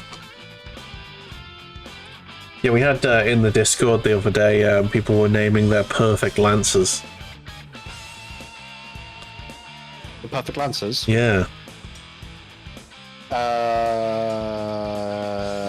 What's it like that I like? There aren't many, there's a couple that I do, but most of them I fucking hate. For me, mine would be 3 Stalkers and a Raven. I would honestly drop a Stalker and take a fast medium. Never. just so that the Raven has a bit of backup that isn't indirect. All hail the LRMs. Take the Longbow. Longbow's got more LRMs. Yeah, the Longbow looks like a bag of ass, though. So does the Fafnir, that's a pretty good mech. Yeah, I can't remember what the Fafnir looks like. It looks like somebody strapped like 2 massive jet engines to either as torsos, as side torsos to it. Okay. I really like the Archer, but it's not got enough missile. You actually can have quite a few missiles, but then you're sort of hamstrung by ammo capacity and heat sinking capability. This is why you go for the Stalker. The glorious battle melon. It's the one thing that kind of surprises me about BTAU is that the Ashen Core variant of the Archer isn't available. You can build it, but there's no. It's not there by standard. Mech variant. Yeah. Hmm. But also, BattleTech Advanced has also gone non-canon as well, so Yeah. it's done a really good job of it. Honestly, Yeah. I feel, but it is no longer like there are still canon events. Like you still get the FedCom Civil War and stuff like that. But we're now seeing more. We're just seeing more clans. Like we see more of Ice Hellion, Goliath Scorpion, Fire Mandrill, and someone else as well. So we're actually seeing more stuff happen within like the time frame of the career mode. Yeah. But it is going its own way. Like the Rimworld's Republic, or the Rimworld's Republic is back, and so is the Terran Hegemony. The Rimmers. Yes. The armored Jays. Yeah. But it's no longer the Rimworlds under the leadership of the Amaris family. It's like an actual republic now. Okay. With democracy. Nice. Yeah, I think the dev behind it, Bloody Doves, was like, oh my god, people loved the Halloween, loved the April Fool's event last year. Yeah. I went, well, I guess we're just gonna fucking run with it. Yep. So yeah. Not only that, like he also has it's been a while since you played BTA 3062, isn't it? Yeah, I think it's been 2 years since I played any BattleTech on stream. Yeah. It was a year for me before I started doing my my current run at least. Yeah. But yeah, the Terran Hegemony's back, the Rimworlds is back, we're seeing more of the clans. The existing clans, Ghostbear, Novacat, Falcon and Wolf, are a bit more proactive now. Okay. Not like we're going to conquer Terra proactive, but you know, they don't just war amongst each other or get raided by the Great Houses. Mm-hmm. They actually do stuff. Not a lot, but they still do something. Yeah. Door. Yeah. And then the Bloody Doves' custom sort of little alliance in the periphery that he made is there as well. Yeah. So we've got the Sanctuary Worlds. Yeah. So there are 3 independent nations, but they all have like their own like kind of like the SLDF in a way, or the Star League in a way. Yeah. Where each nation had a little bit of military, but the bulk of the military is provided by the Star League. Okay. Which is called the Sanctuary Alliance. So that's basically just like the majority of the military power. Yeah. But you can still go to them and fight them and gain like really weird stuff, like good stuff but weird stuff. Yeah, I think I did go to the Sanctuary Worlds on my last playthrough of BTA, and I think that's where I got my rotary gorse from. Yeah, that was fun. I had a pair of rotary gorse on a king crab. I had a good time. I like the I also figured out, because I've allied with the Terran Hegemony, like a career mode. Yeah.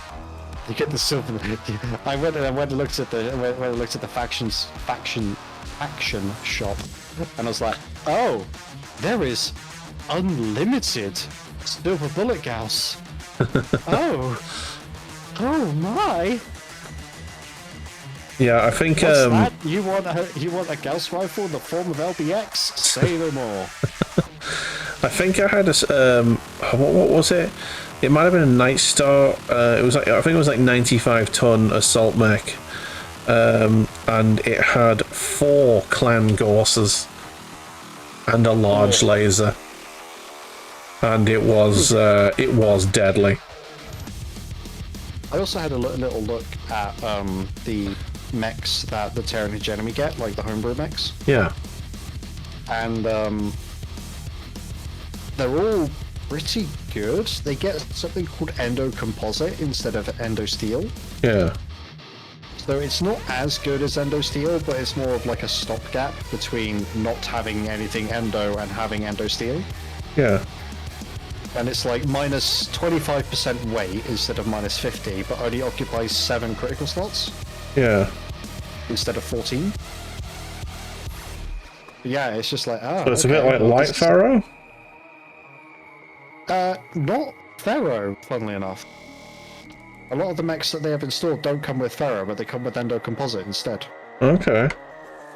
Yeah, but it's a Endo. It's like a variant of Endo. It's like Light Pharaoh or Pharaoh. Yeah. Yeah. Cool. Well. Yeah. Well, Endo Steel and Endo Composite to do with structure, whereas Pharaoh's to do with armor. Yeah. They're two different things, but that one had the light variant, one didn't, and now they've put a light variant in for the other one. Yes. Yes. Cool. But yeah, it's they look pretty fun. I was like, oh, I missed a trip by not fighting the Terran hegemony. Yeah. But at the same time, I can go, cool, I have a bunch of money that I don't need. I can just go and buy these mechs. Yeah. My worst run, I think, of other than the one where I just got bumfucked in the clan spawn area. Oh, that was Rogue Tech. Yeah, that's Rogue Tech. Holy shit, we got a raid, everyone. Wabalabalam, thank you very much for the raids. How are you doing today? How is everyone doing? And Hamster of Wrath and Battle Oh, Toaster. hang on. Oh, we've got okay, we have multiple raids. It only triggered the first one. Collab raid. Hey, welcome in everyone. Welcome to some Warhammer. Hello. Welcome in. Right, let me give a series of shout-outs. Yeah, you go ahead and do that. The SO at Weber. Cat. The SO at Hamster of Wrath. No, that didn't work. SO. How was your stream, everyone? Hamster of Wrath, there he is. The hamster himself. And .so at Robotic Battle Toaster. There he is. Hey, no worries, anytime. Right, let's see what we got. So, Toaster, Hamster, Wabber, how was your stream? I hope it went very well. How are you guys doing this fine Tuesday evening? We are currently painting some Warhammer. I am painting a Devilfish, Tau Devilfish tank, a transport tank, and yeah, Cornish is currently doing some Imperial Guard. Man, why would I do anything else? Exactly. Really making me want to get back into Warhammer mini painting. Here's the Devilfish so far. He's got his gun at the front, and it twizzles. It twizzles. And yeah, I've painted the inside because that's the only chance I'll get to paint the inside. But the outside is unpainted. So far, so good. Got the drones as well. Of course, we got the drones as well, man. Of course, we got the drones. What would the Tau be without their drones? Significantly weaker is the answer. You have a Necromunda project on the go. Nice. Still got Castellan. You need to finish Castellan. Nice. Well, if you stick with us, one of the AdMech robots. Yes. If you stick with us for later on, at the end of the stream, we like to go through our Discord to see what everyone else has been up to. You can join our Discord and post your wonderful Warhammer minis if you wish. You can type in !Discord, and the Discord link shall appear. Bullbot shall dutifully provide it.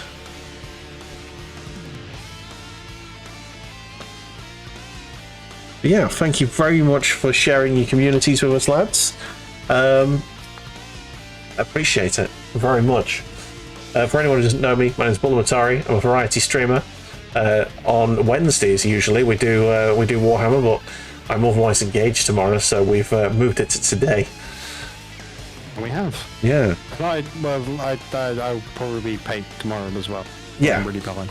And TheCornishKnight, who is currently streaming with me, he is a fantastic dude from down south, but not Cockney. Wrong south. No, and you can be categorized as a variety streamer as well, I believe. You do many things. Oh yeah, absolutely. I'm currently doing a Co-op Baldur's Gate 3 run on Sundays.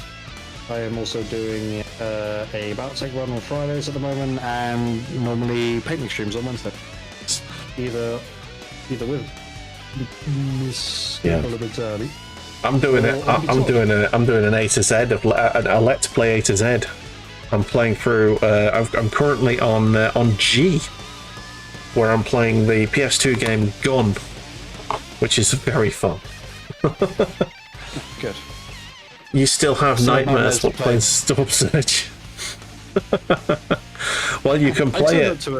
You can play it now in HD. Oh, that's Soulstorm, I'm thinking, but yeah. Yeah. Storm Surge is one of the Tau mechs, isn't it? The Storm Surge is a mech, yeah, it's the big mech, which I'm going to be buying at some point. I'm going to have one, it's going to be beautiful. I have behind me over there, I've got a Riptide, I've got a Ghost Keel that's been built, I've got a Ghost Keel that hasn't been built. I think the Riptide's the biggest thing I've got. I've got broadsides, I've got all sorts. The stupid giant mech that can kill half an army per turn, yeah. Hell yes, I definitely want one. Because last time I actually played a game, I got my arse handed to me because I stayed back. Because I thought, I'm Tau. Staying back is what I do. I have all of the shooty, and he's orc. I don't want to get into melee range with him, so we just shoot him. And then I started rolling dice, and everything unraveled rather quickly because I apparently couldn't hit anything. My fire warriors hit a bird once. It was that bad. Just didn't hit anything they were aiming at, they hit everything else. Exactly. It do happen. Yeah, I think... shot around the enemy, but not actually shot the enemy. Yeah, I think on reflection, I need to be getting on the points and defending them quicker, which is why I am building a transport ship at the moment. Because I feel like that is going to help my battle line survive long enough to get into a defensible position.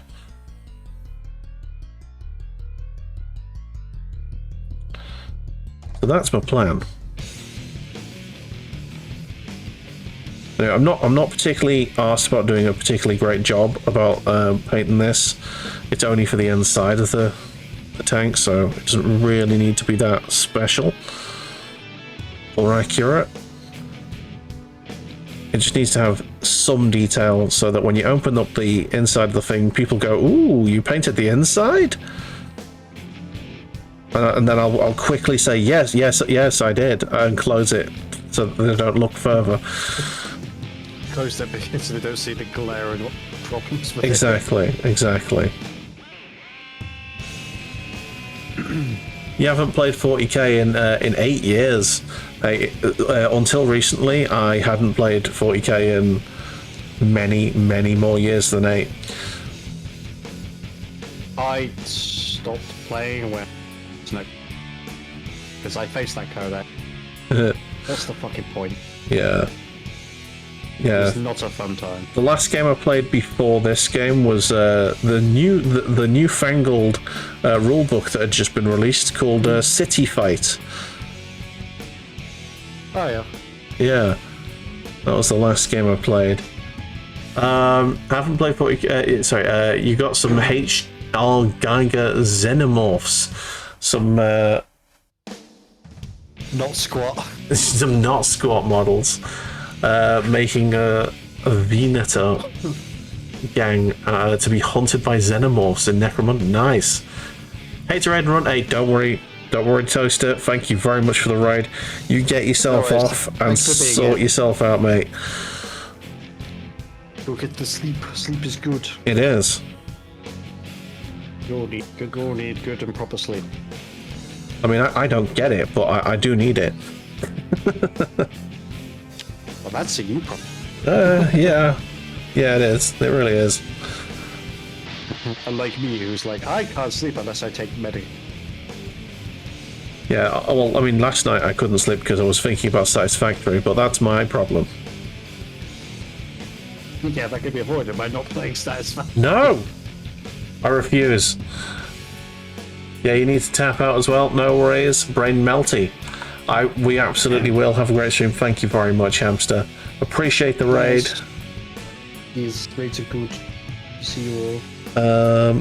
Oh, fuck. My back. So it just cracked it. No, it hasn't cracked, but it wants to, and it's really quite painful. Oh, that kind of grindy bit where you get before it actually pops. Yeah. It's no good. It's no good. No bueno. No bueno. Right, that is officially the last inside bit, apart from these doors, but I can do the doors once they're stuck on, because they are flappy doors and they do open. So I am happy with that. Let's shove the sides on this bad lad right here. Okay. So, which side do they go? This big nub bit goes on the top. So this is that side. Gotcha. So I'm just gonna put the glue where I think it's gonna go.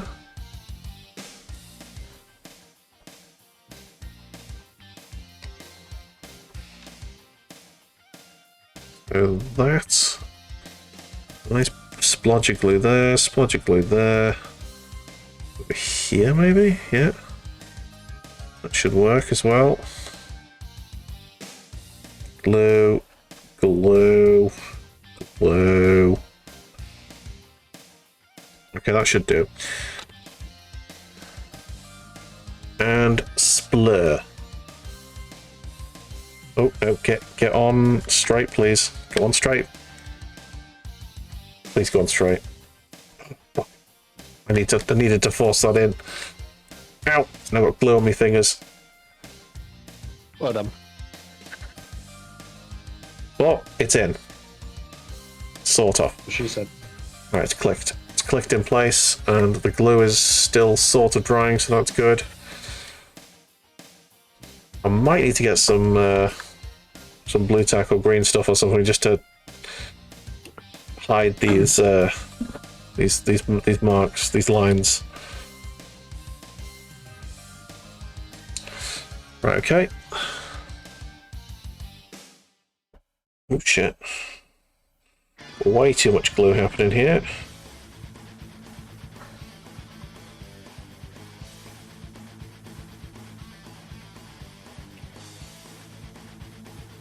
Okay. And in you go.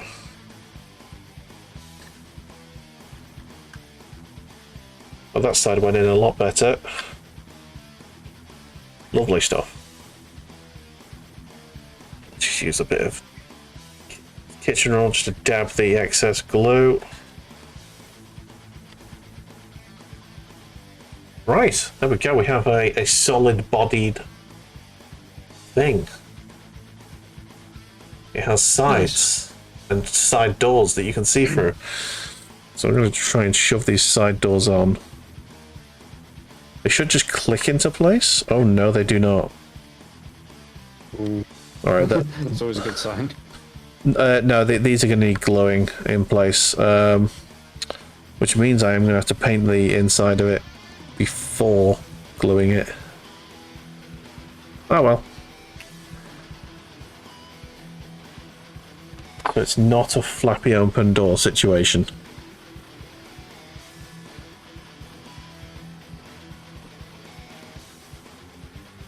Right, a bit more XV88, I think. Give us some more kitchen roll. Have I got any in my pocket? Yes, I do. Cool. I came prepared.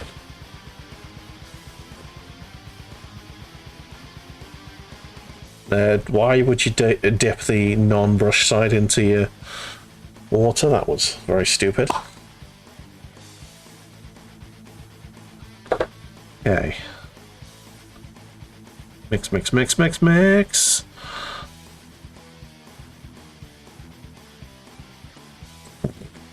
Okay.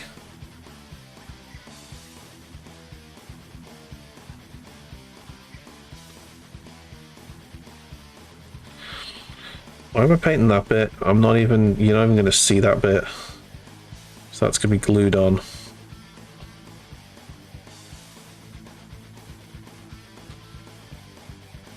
Got to be the inside edges here. This is fine. This is good. This is normal.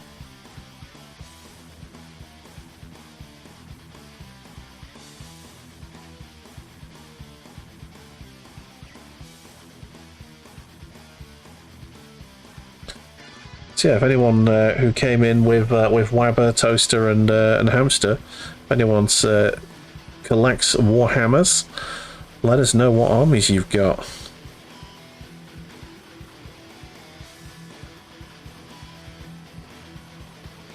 We will be showing exactly how far we've gotten with our models in a bit. That'll do for that door. Doesn't need to be that good. It's on the inside, so it doesn't really matter. You don't actually need to paint this. I could have just glued it on and forgotten about it. Oh well, lessons learned. No, I don't think I have learned my lesson, because I think if I did it again, I'd still do this. Okay. I don't learn lessons.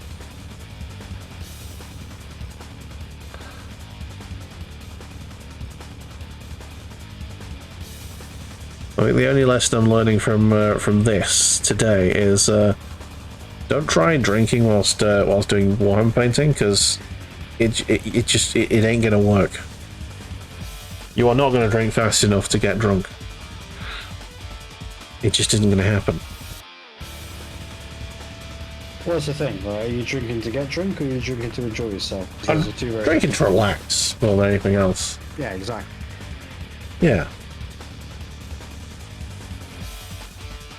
Take your time with me. But I always find that if I drink too slow when I'm drinking, it's I just end up falling asleep. Yeah, because well, the thing is, you know, a lot of alcohol is basically just sugar. Even beer and that. Yeah, sugar rush. That's why really drunk people often keep falling asleep. You know, you're out on the hours because they've had the massive sugar rush. They've slowed down a little bit because they realise they're a bit drunk, and then they have a sugar crash. Yay! I did that on my last works nights out, because a lot of the people in my team don't live near us at all. So, everyone got like a set of free beer tokens that you could take it to the bar and get a free beer. So everyone was just giving me their tokens because they were either driving or, you know, didn't want to have a drink. And so I think I ended up getting about 25 pints for free. Jesus. And I might have been found asleep in the pub afterwards. Only maybe. I mean, fucking hats off to you, there's quite a bit of alcohol. And it was all in the space of about 2 hours as well. So yeah, bad times were had by me the next day, I think. Deservedly so. Did you go into the office the next day and everyone kind of looks at you like, Oh no, it was a Friday. It was a Friday, so it was a weekend by the time. You know, the implication, not the implications, the repercussions happened. Yeah, the consequences happened. Let's get one door on there. Okay, door one in.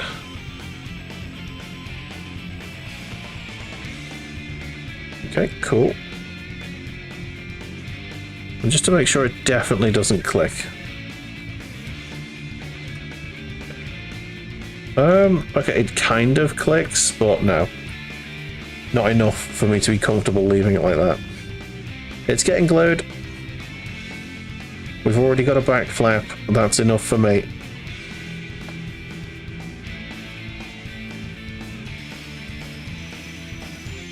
Oh, I've realised I've been so caught up watching fucking Solo Leveling today. I forgot to watch a show that I started watching before LARP.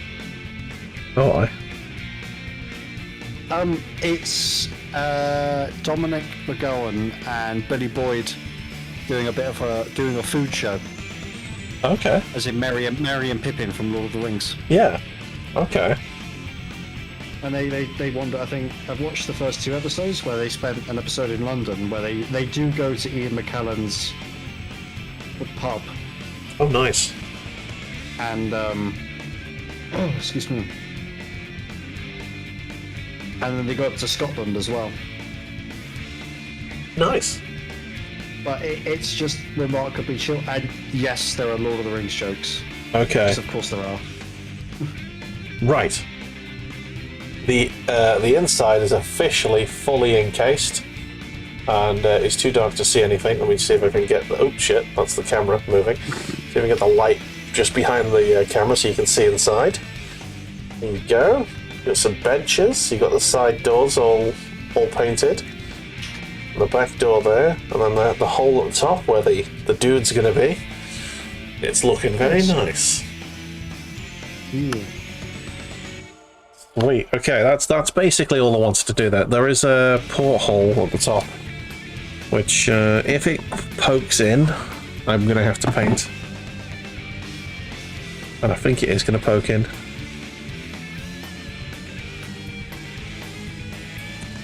There is apparently a dude that sticks out the top, but that's option. That's clearly going to be optional, isn't it? Yeah, it is. You don't have to have a dude poking out the top. But if there's an option to have a dude poking out the top, wouldn't I have the dude poking out the top? That is the question.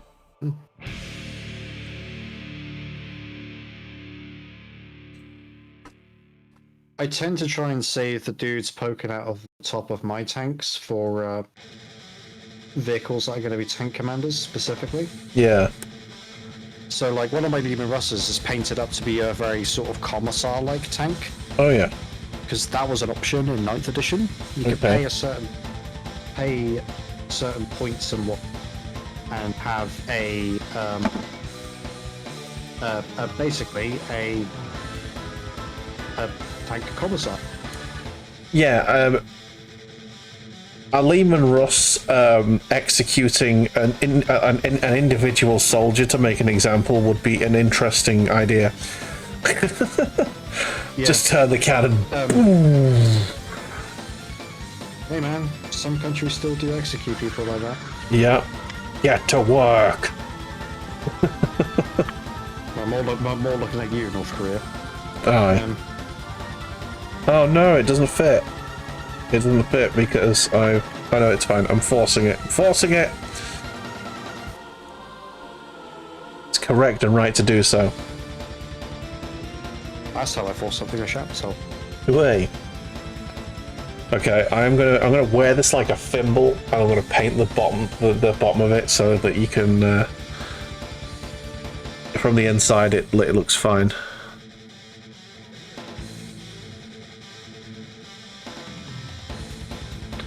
This is good. This is a correct way to do this. This is good.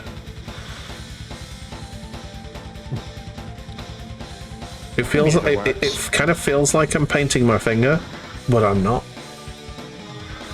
Yeah. Today.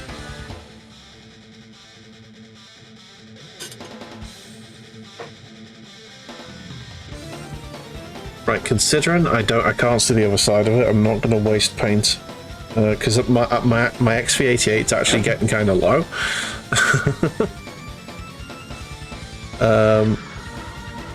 So I might actually have to go to the shop between now and next stream to get another XV88. It's probably going to be the first colour in a while that I've actually run out of. Like I've actually used a full pot of before it died. Wow. Okay, just like that. I'm going to give myself an option to put the dude in. I'm not going to put the door on.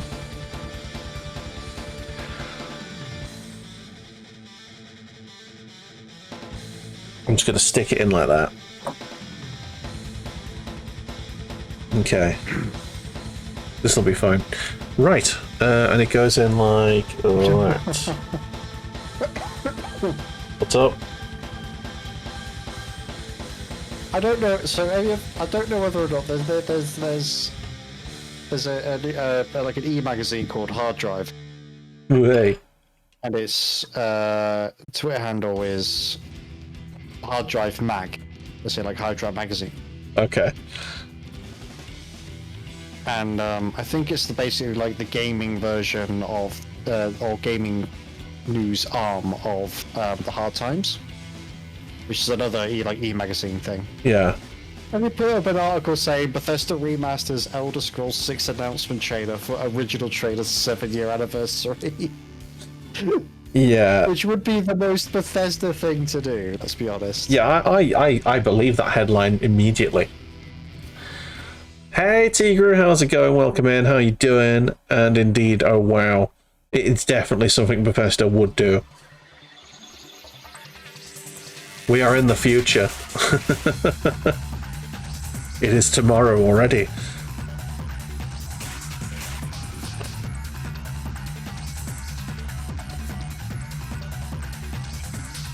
How is the Tigru getting on? Right, so there's the port. Oh no, these engines are not gonna. Oh, this is gonna suck. By the way, like really badly suck. Putting the engines together. The engines have got to clip on to this. You're not supposed to glue it. You're supposed to slide them in. This is gonna suck. You're semi-good. Your lower back is killing you. My upper back is killing me, so between us we've got one working spine and one fucked spine. I think it might be one of those things that it might be worth assembling the engines, then painting them, and then waiting for them to like dry, both paint and glue-wise, and then try clipping them on. Ow. Ow. Yeah, my upper back is fucked. Oh my god.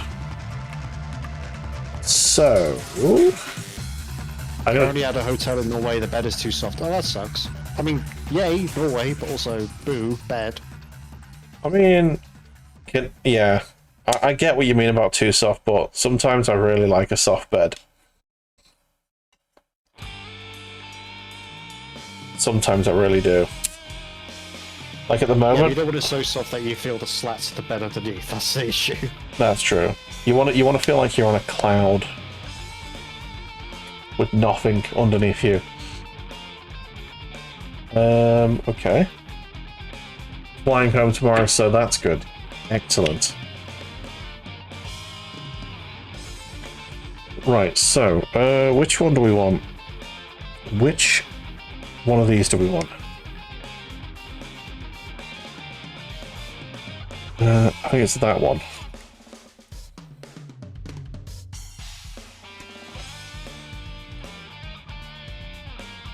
Okay.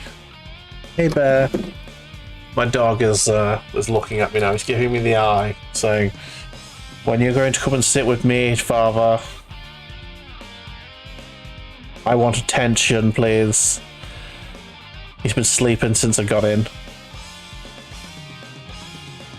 At least He's gonna have the zoomies all night. No, he's not. He's not like that. Huskies can sleep 95% of the time. They are good animals for sleeping. It just made Bear yawn. Yeah, sorry, Bear. Oh, he's just looking at me now because he's got some attention. Like, yes, I have been acknowledged. I am pleased. I found some food he really likes as well, so he's been... Oh, there he goes again. Yeah. Oh. Tired dog? He is. He is a tired boy. Oh, the third. Oh my god, he really is tired. That's the third. He's a sleepy boy.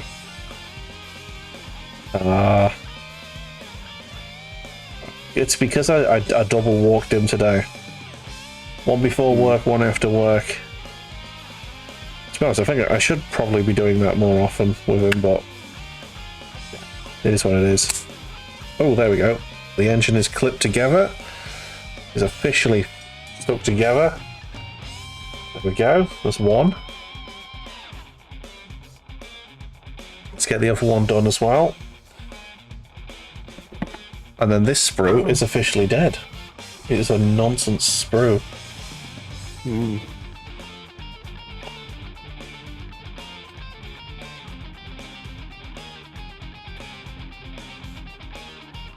Will I actually get this this thing stuck completely together before the end of the stream? I'm thinking maybe. Well, I'm going to leave. Yeah, I'm leaving some of it undone because I don't want to make the decision about whether I want to leave the guy on the top or not this week. I want to make that over the next week.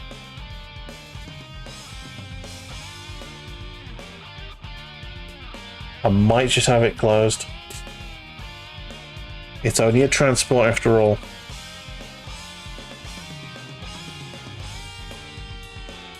But the spotter would make the thing look more interesting.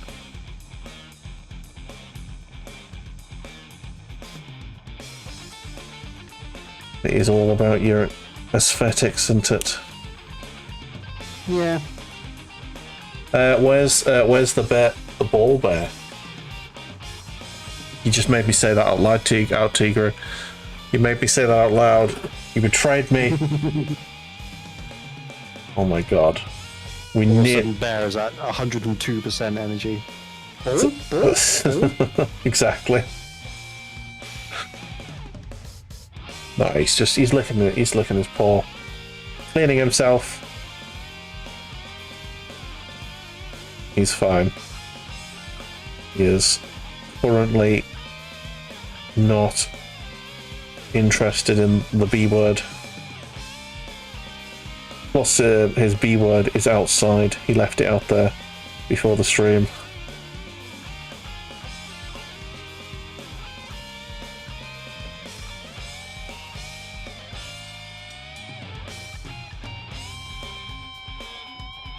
Okay. He'll go and get it later once we've finished here.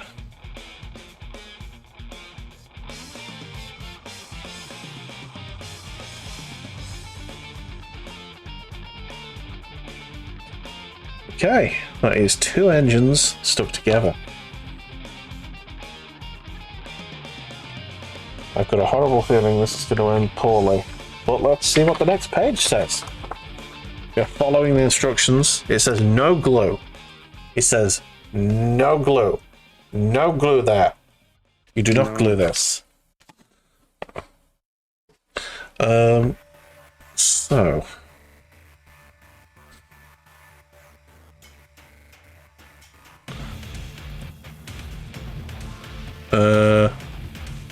Hang on. So that's that side, I think.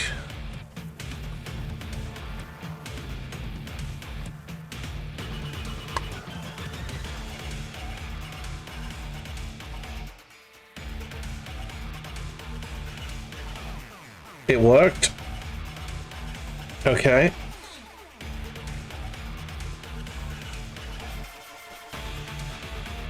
this bit hasn't been base coated at all. The spray did not make it to this. Oh dear. Yeah, it's fine. Same on this side as well. Bloody hell. I mustn't have done a great job of spraying. You're hurrying to do it, weren't you? Right, there we go.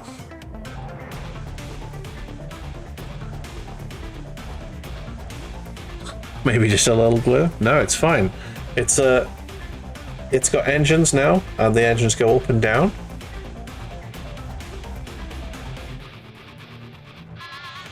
Whee! There we go.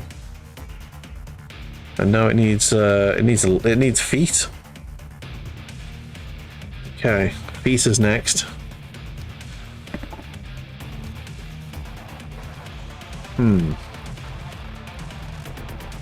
Do I?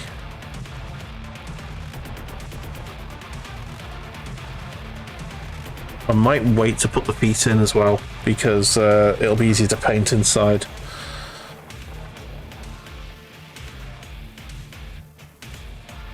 Was it the one you built in the flying game? No.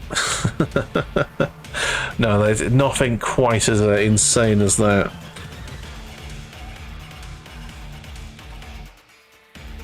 Oh yeah, I'm gonna need to get some drones for this apparently.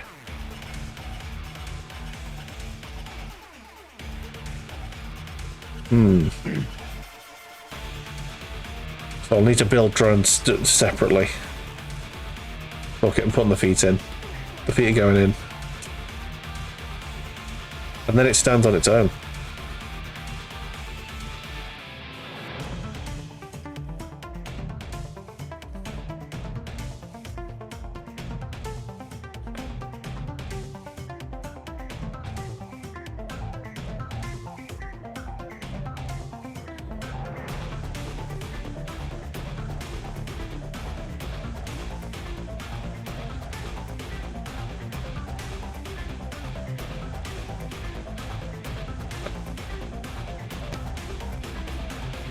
Oh no, I've cut a bit of the foot off. Oh no. Oh no. That's not good. Oh well. Yeah, a little corner of the foot's gone. Never mind. Battle damage. Yeah, it's battle damage. I'll just use use it as one of the back feet if that's at all possible.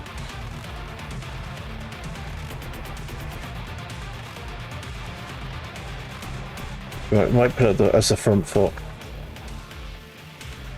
Yeah. Oh no, I've clipped its toe a little bit too close.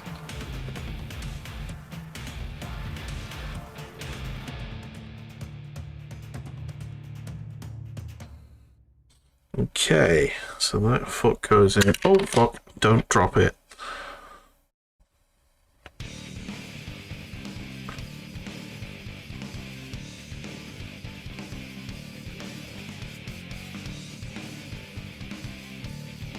Okay.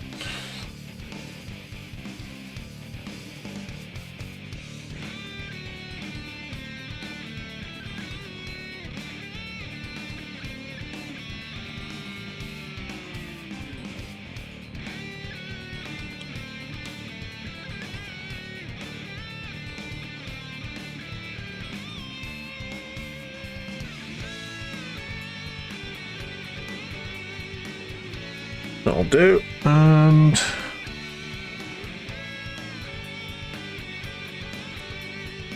in you go. Nice. Okay.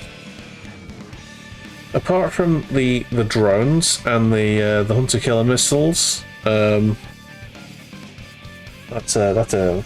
pretty much a fully built devilfish. Nice. I need to either put the dude in there or the lid on top of it. And yeah. There you go. Can I put it down on its feet, and does it stand? It certainly does. Aha! Devilfish. Very nice. Oh man. Right, I need to put the glue away because otherwise bad things will happen. There Oh yeah, no, there's other things to go on. Right. We've got this antenna here.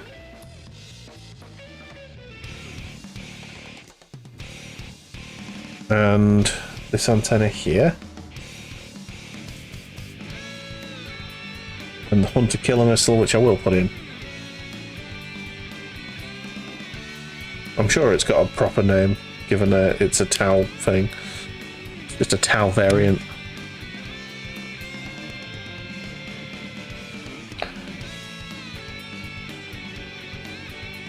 Where does it actually go? There's a question.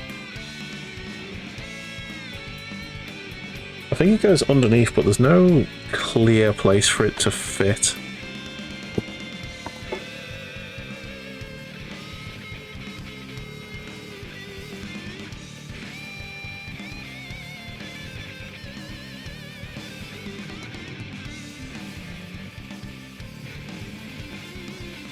Oh, it comes with a it comes with a base, apparently.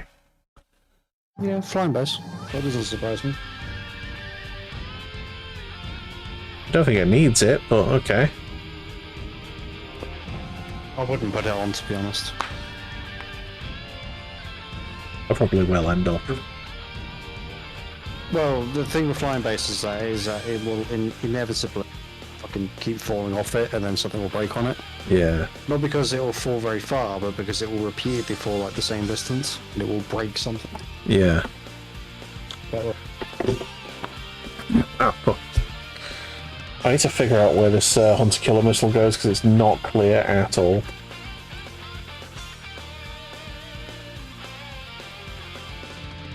There's a seeker missile. I think it goes in between the pulse gun and the drone on this side, but there's no actual way for it, no actual place for it to go. So I think I just have to freehand it.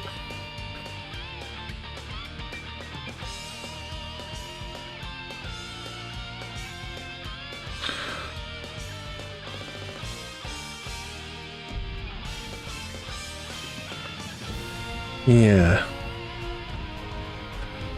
Okay, let's freehand it. It's just it's an optional extra. Doesn't have to go on the model at all. It's free war gear, take it. Exactly. Oh wow, okay, so the amount of glue that's coming out of this this glue thing is not working for me. Need more, please. That's not worked. I'm going to stick it on with the tiny amount of glue there. It's super glue, it should be fine.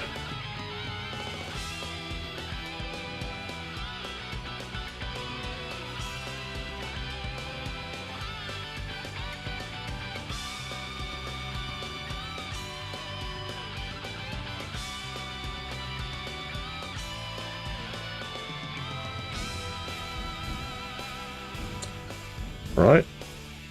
We've got the missile attached. Lovely. Now we've got. I think the end of my glue is broken. Oh. I think the end of my glue has dried up officially.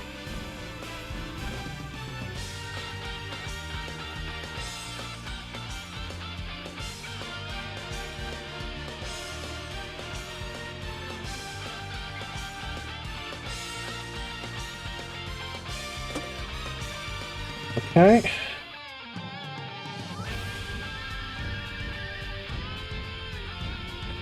Let's see if we can get some glue out of this. No, I'm squeezing as hard as I can and it's not happening. I'm gonna have to cut it off. Yeah, it's a super glue. Yeah.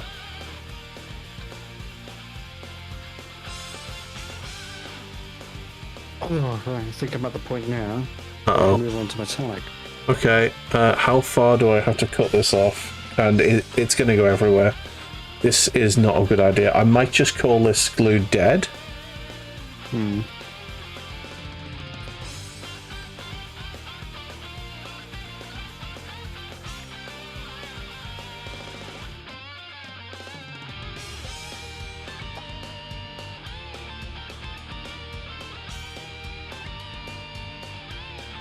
Yeah. I also think my fucking second pot of Iron Warriors has just died.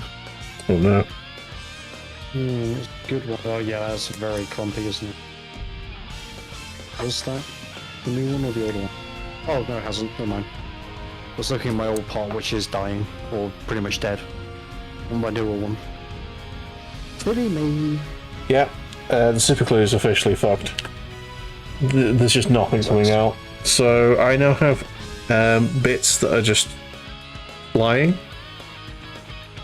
I have flying bits. Good shit. I need to get I need to get more glue. Right, so I'm going to shove these bits in this box so that I don't forget about them. The sprue actually fits pretty nicely as well. Just the model. Yeah, I reckon it will. But yeah, in terms of that, I'm pretty much done. I've done all that I can this week, I think. So I'm doing the metallic so then I can stick these arms and pack people and I'll cool. done for today. In that case, I'm going to have a look at the Dawn of War trailer.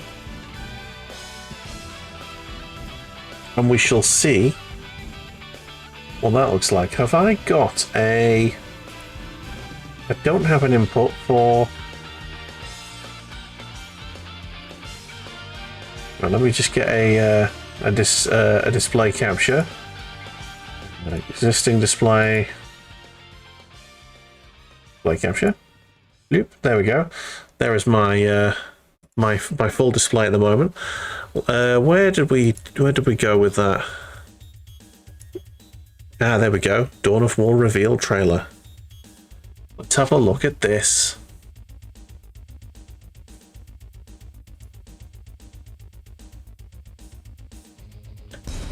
We have fought the enemies of humanity across 1,000 worlds.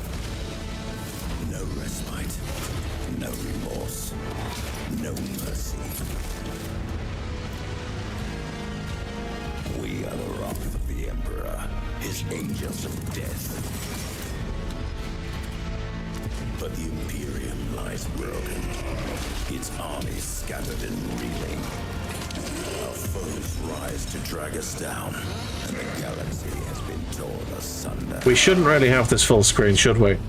We should. We're going to get a content ID for this, 100%. We are the Blood Ravens. There is no victory to claim here, only vengeance to enact. Whilst even one of us lives, we fight. For only in death does duty end. Nice. I mean, it's a cinematic trailer. It says nothing about the actual... Oh, here we go. There's a little bit of gameplay. I'm not seeing a lot of base building. Oh, but there's some. Little bit there. So orcs are playable. Blood angels are playable. Well, marines anyway. There's some templars. Oh, don't make AdMech playable before the guard, you fucks. Don't make AdMech playable before the guards. Hang on. It's their debut, so chances are the guard will be DLC. God damn Which it. does suck. AdMech are shit. The shit. Anyway, yeah, the base building looks encouraging. The fact that there is some. Yeah, I don't know. It looks good, but I am going to be... I'm sort of cautiously optimistic. I think I'm going to say there. Yeah. Very cautious. I won't pre-order it. Oh no, we don't pre-order games. No. I won't buy it until I'm certain it's what I want. Because I've been stung twice before. Oh yeah? Dawn of War 2 and Dawn of War 3. Oh, okay. No, the fact that I bought them, basically, means I got stung. Because I paid money for a game that I fucking hate. That's very different to pre-ordering. Yeah. When you said you've been stung twice before, I thought you'd been stung twice with pre-orders before, not with... No. I do not pre-order games. I think there's only 2 times I've pre-ordered a game in my life. One of them was Cyberpunk, and I pre-ordered it for the PS4. So, yeah, that was a waste of money.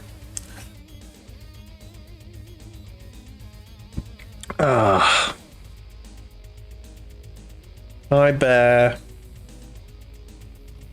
Oh, look at his little face.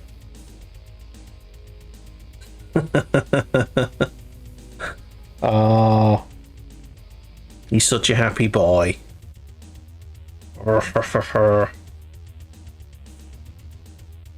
Massage his little snoot. Should we just have a bear stream?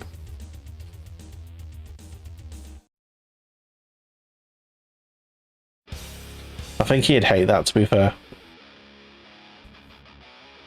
Yeah. He doesn't like having continuous attention for a long time. He just sort of freaks out and goes, "No, all right, leave me alone now. I'm done." I think that's just dogs in general. Yeah, and cats. Although cats get bored of you much more quickly. Whereas bear is already ready for more. Hello.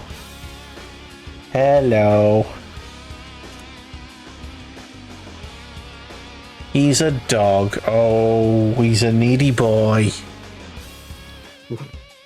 You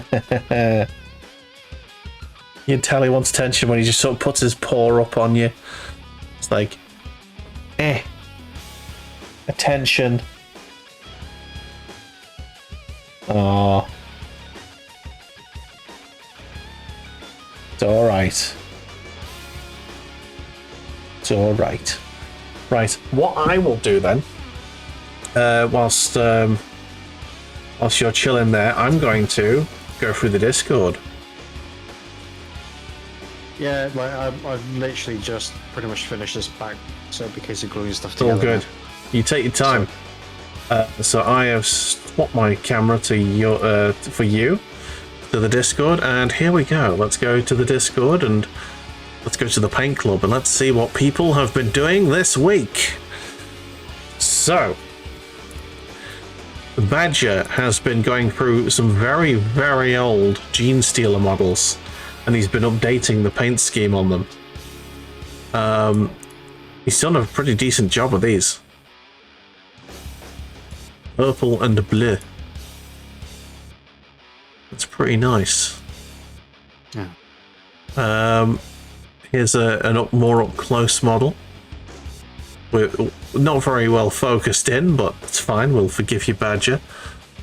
There's one's back. They're looking juicy. Juicy Tyranids. Yeah, I find that a lot of the depictions, I honestly feel that the Tyranids should be a bit more wet. Yeah. But these... Given what they do with, you know... Yeah. I feel like they should be a bit more wet.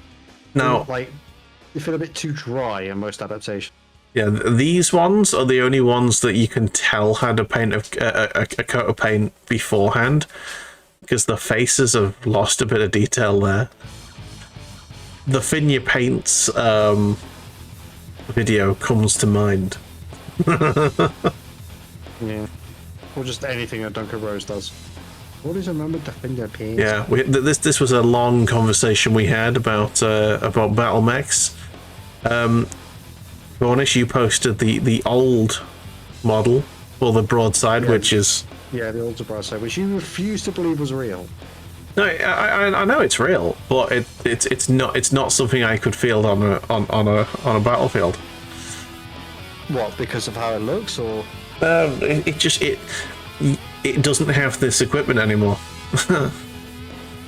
Well, no, but like if you say, "Oh, look, it's the old broadside," then you'll be fine. Yeah, no, that's not something I can do. It's not something I can engage in. But yeah, no, it's got the like, metal bits. Yeah. No, that kit's all plastic. I mean, the arms are clearly metal.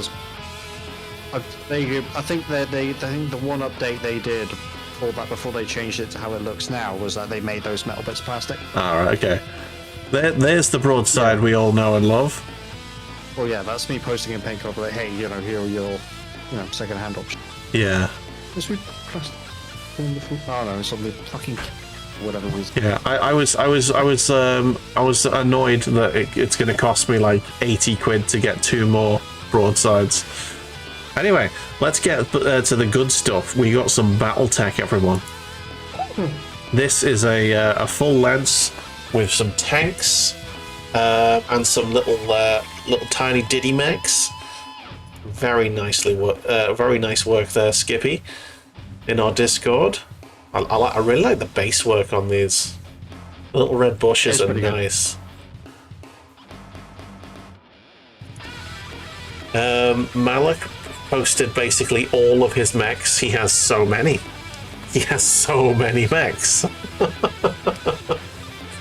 And it is a simple yet effective scheme on those mechs as well. I really like the Archer. It's probably one of my favourite looking mechs.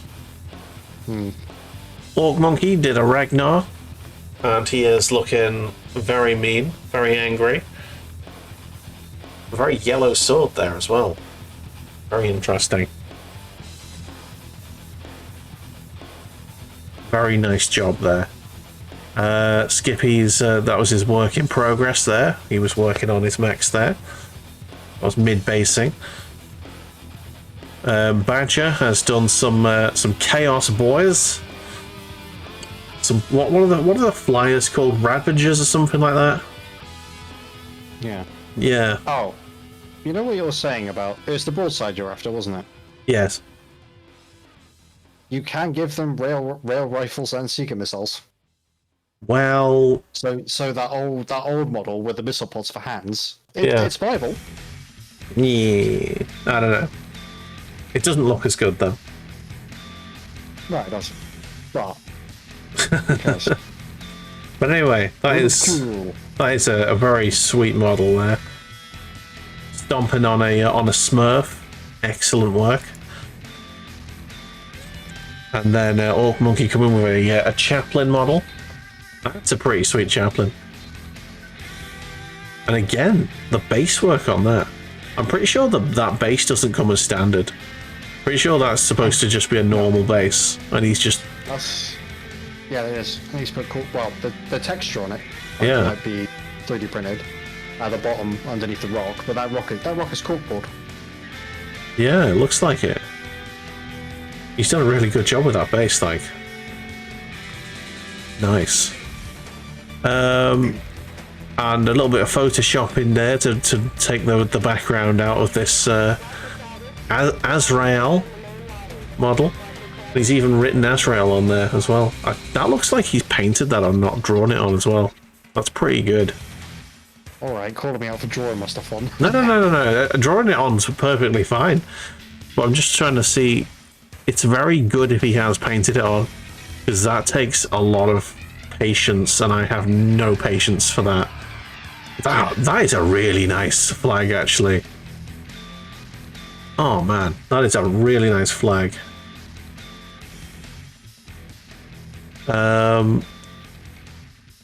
Badger with his boys. He got a death copter sorted. Very nice work. You got all of the death copters. Lovely stuff. That's the model we saw earlier on, as it was like a just base coated. Asmodai. Orc Monkey there with his Asmodai model. The smoke on that is sexy. I would never be able to make smoke look like that. Nice. Well, that's probably. And my immediate thought is that that's a dry brush of a couple of different greys, Yeah. or the application of a dark grey like Mechanicus Standard, Yeah. then a wash of like Null, like one or two thin washes of Null, Yeah. and then just picking out the highlights with a lighter grey. There you go. But anyway, it looks really nice. We've got plenty of stuff to look at the minute because we took a couple of weeks between the last stream. There's the Deathcopters again. He was working on them at that point. More Deathcopter. This is a killer can, is that? Possibly. Looks like one to me. Yeah, or a Big Mac. It might be a Big Mac actually. Maybe. Yeah, The killer cans tend to be a bit more dustbin-like, don't they? yeah. Oh wow! I'm just seeing the eyes on this model. That's pretty nice. That's pretty nice. Yeah, solid green for a layer, and then the circular bit with a lighter green, and then a few little dabs of white for light reflections. Nice. Okay. It's one of those things that looks really easy, and then you go to do it, it's really fucking difficult. But when you get it and you get it right, it's perfect. It's amazing. Yeah.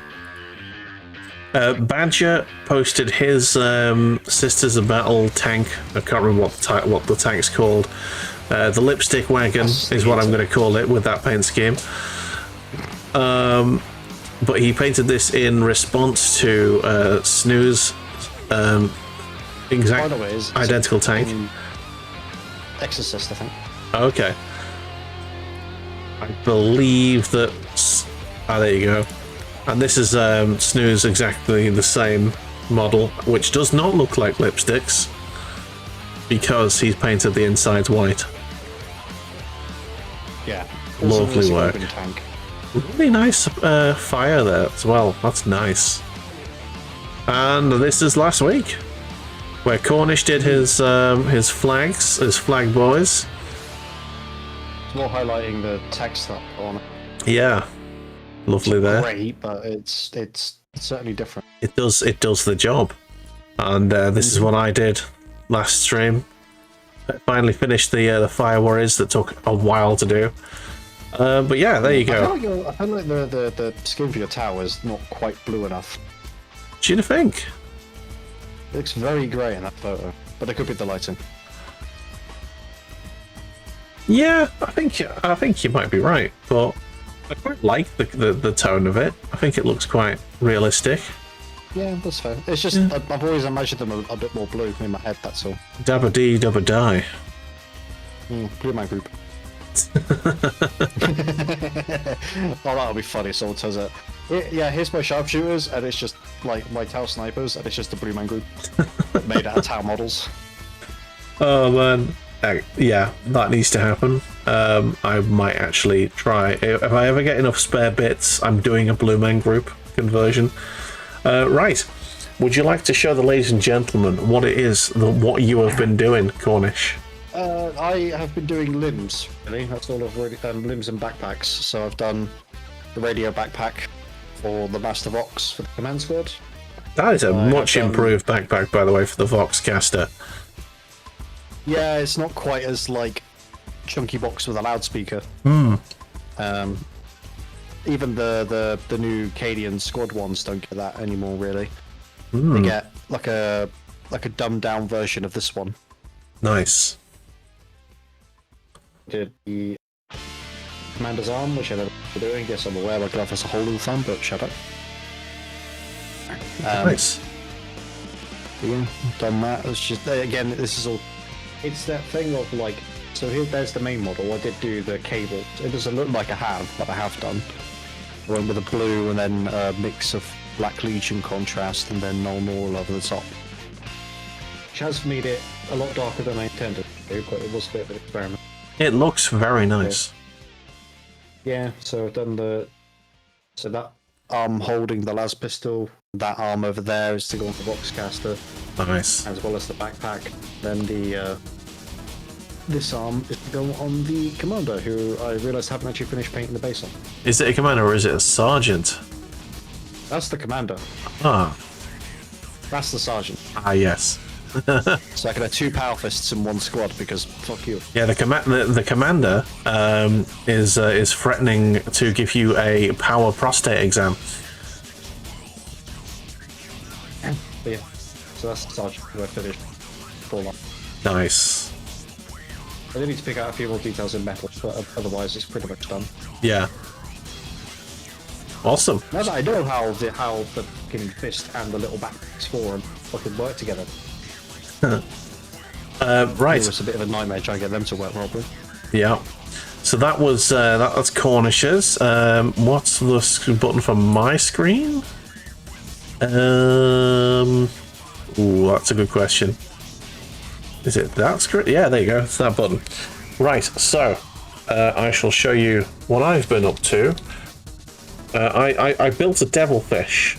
I took my time building it. I still need to do the drones for these side bits, but it's got its pivoty gun, and it's got its missile there, and the doors open on the back to reveal what I actually spent my time painting today, which is on the inside. yeah, I painted the inside of this model so that you can have a look inside and you can go, ooh, look, nice chairs, plush chairs for your towel. Let me zoom in a bit there so you can see. Ooh, look at that. Oh, very nice interior. Only about 4 6 at a push could sit down there.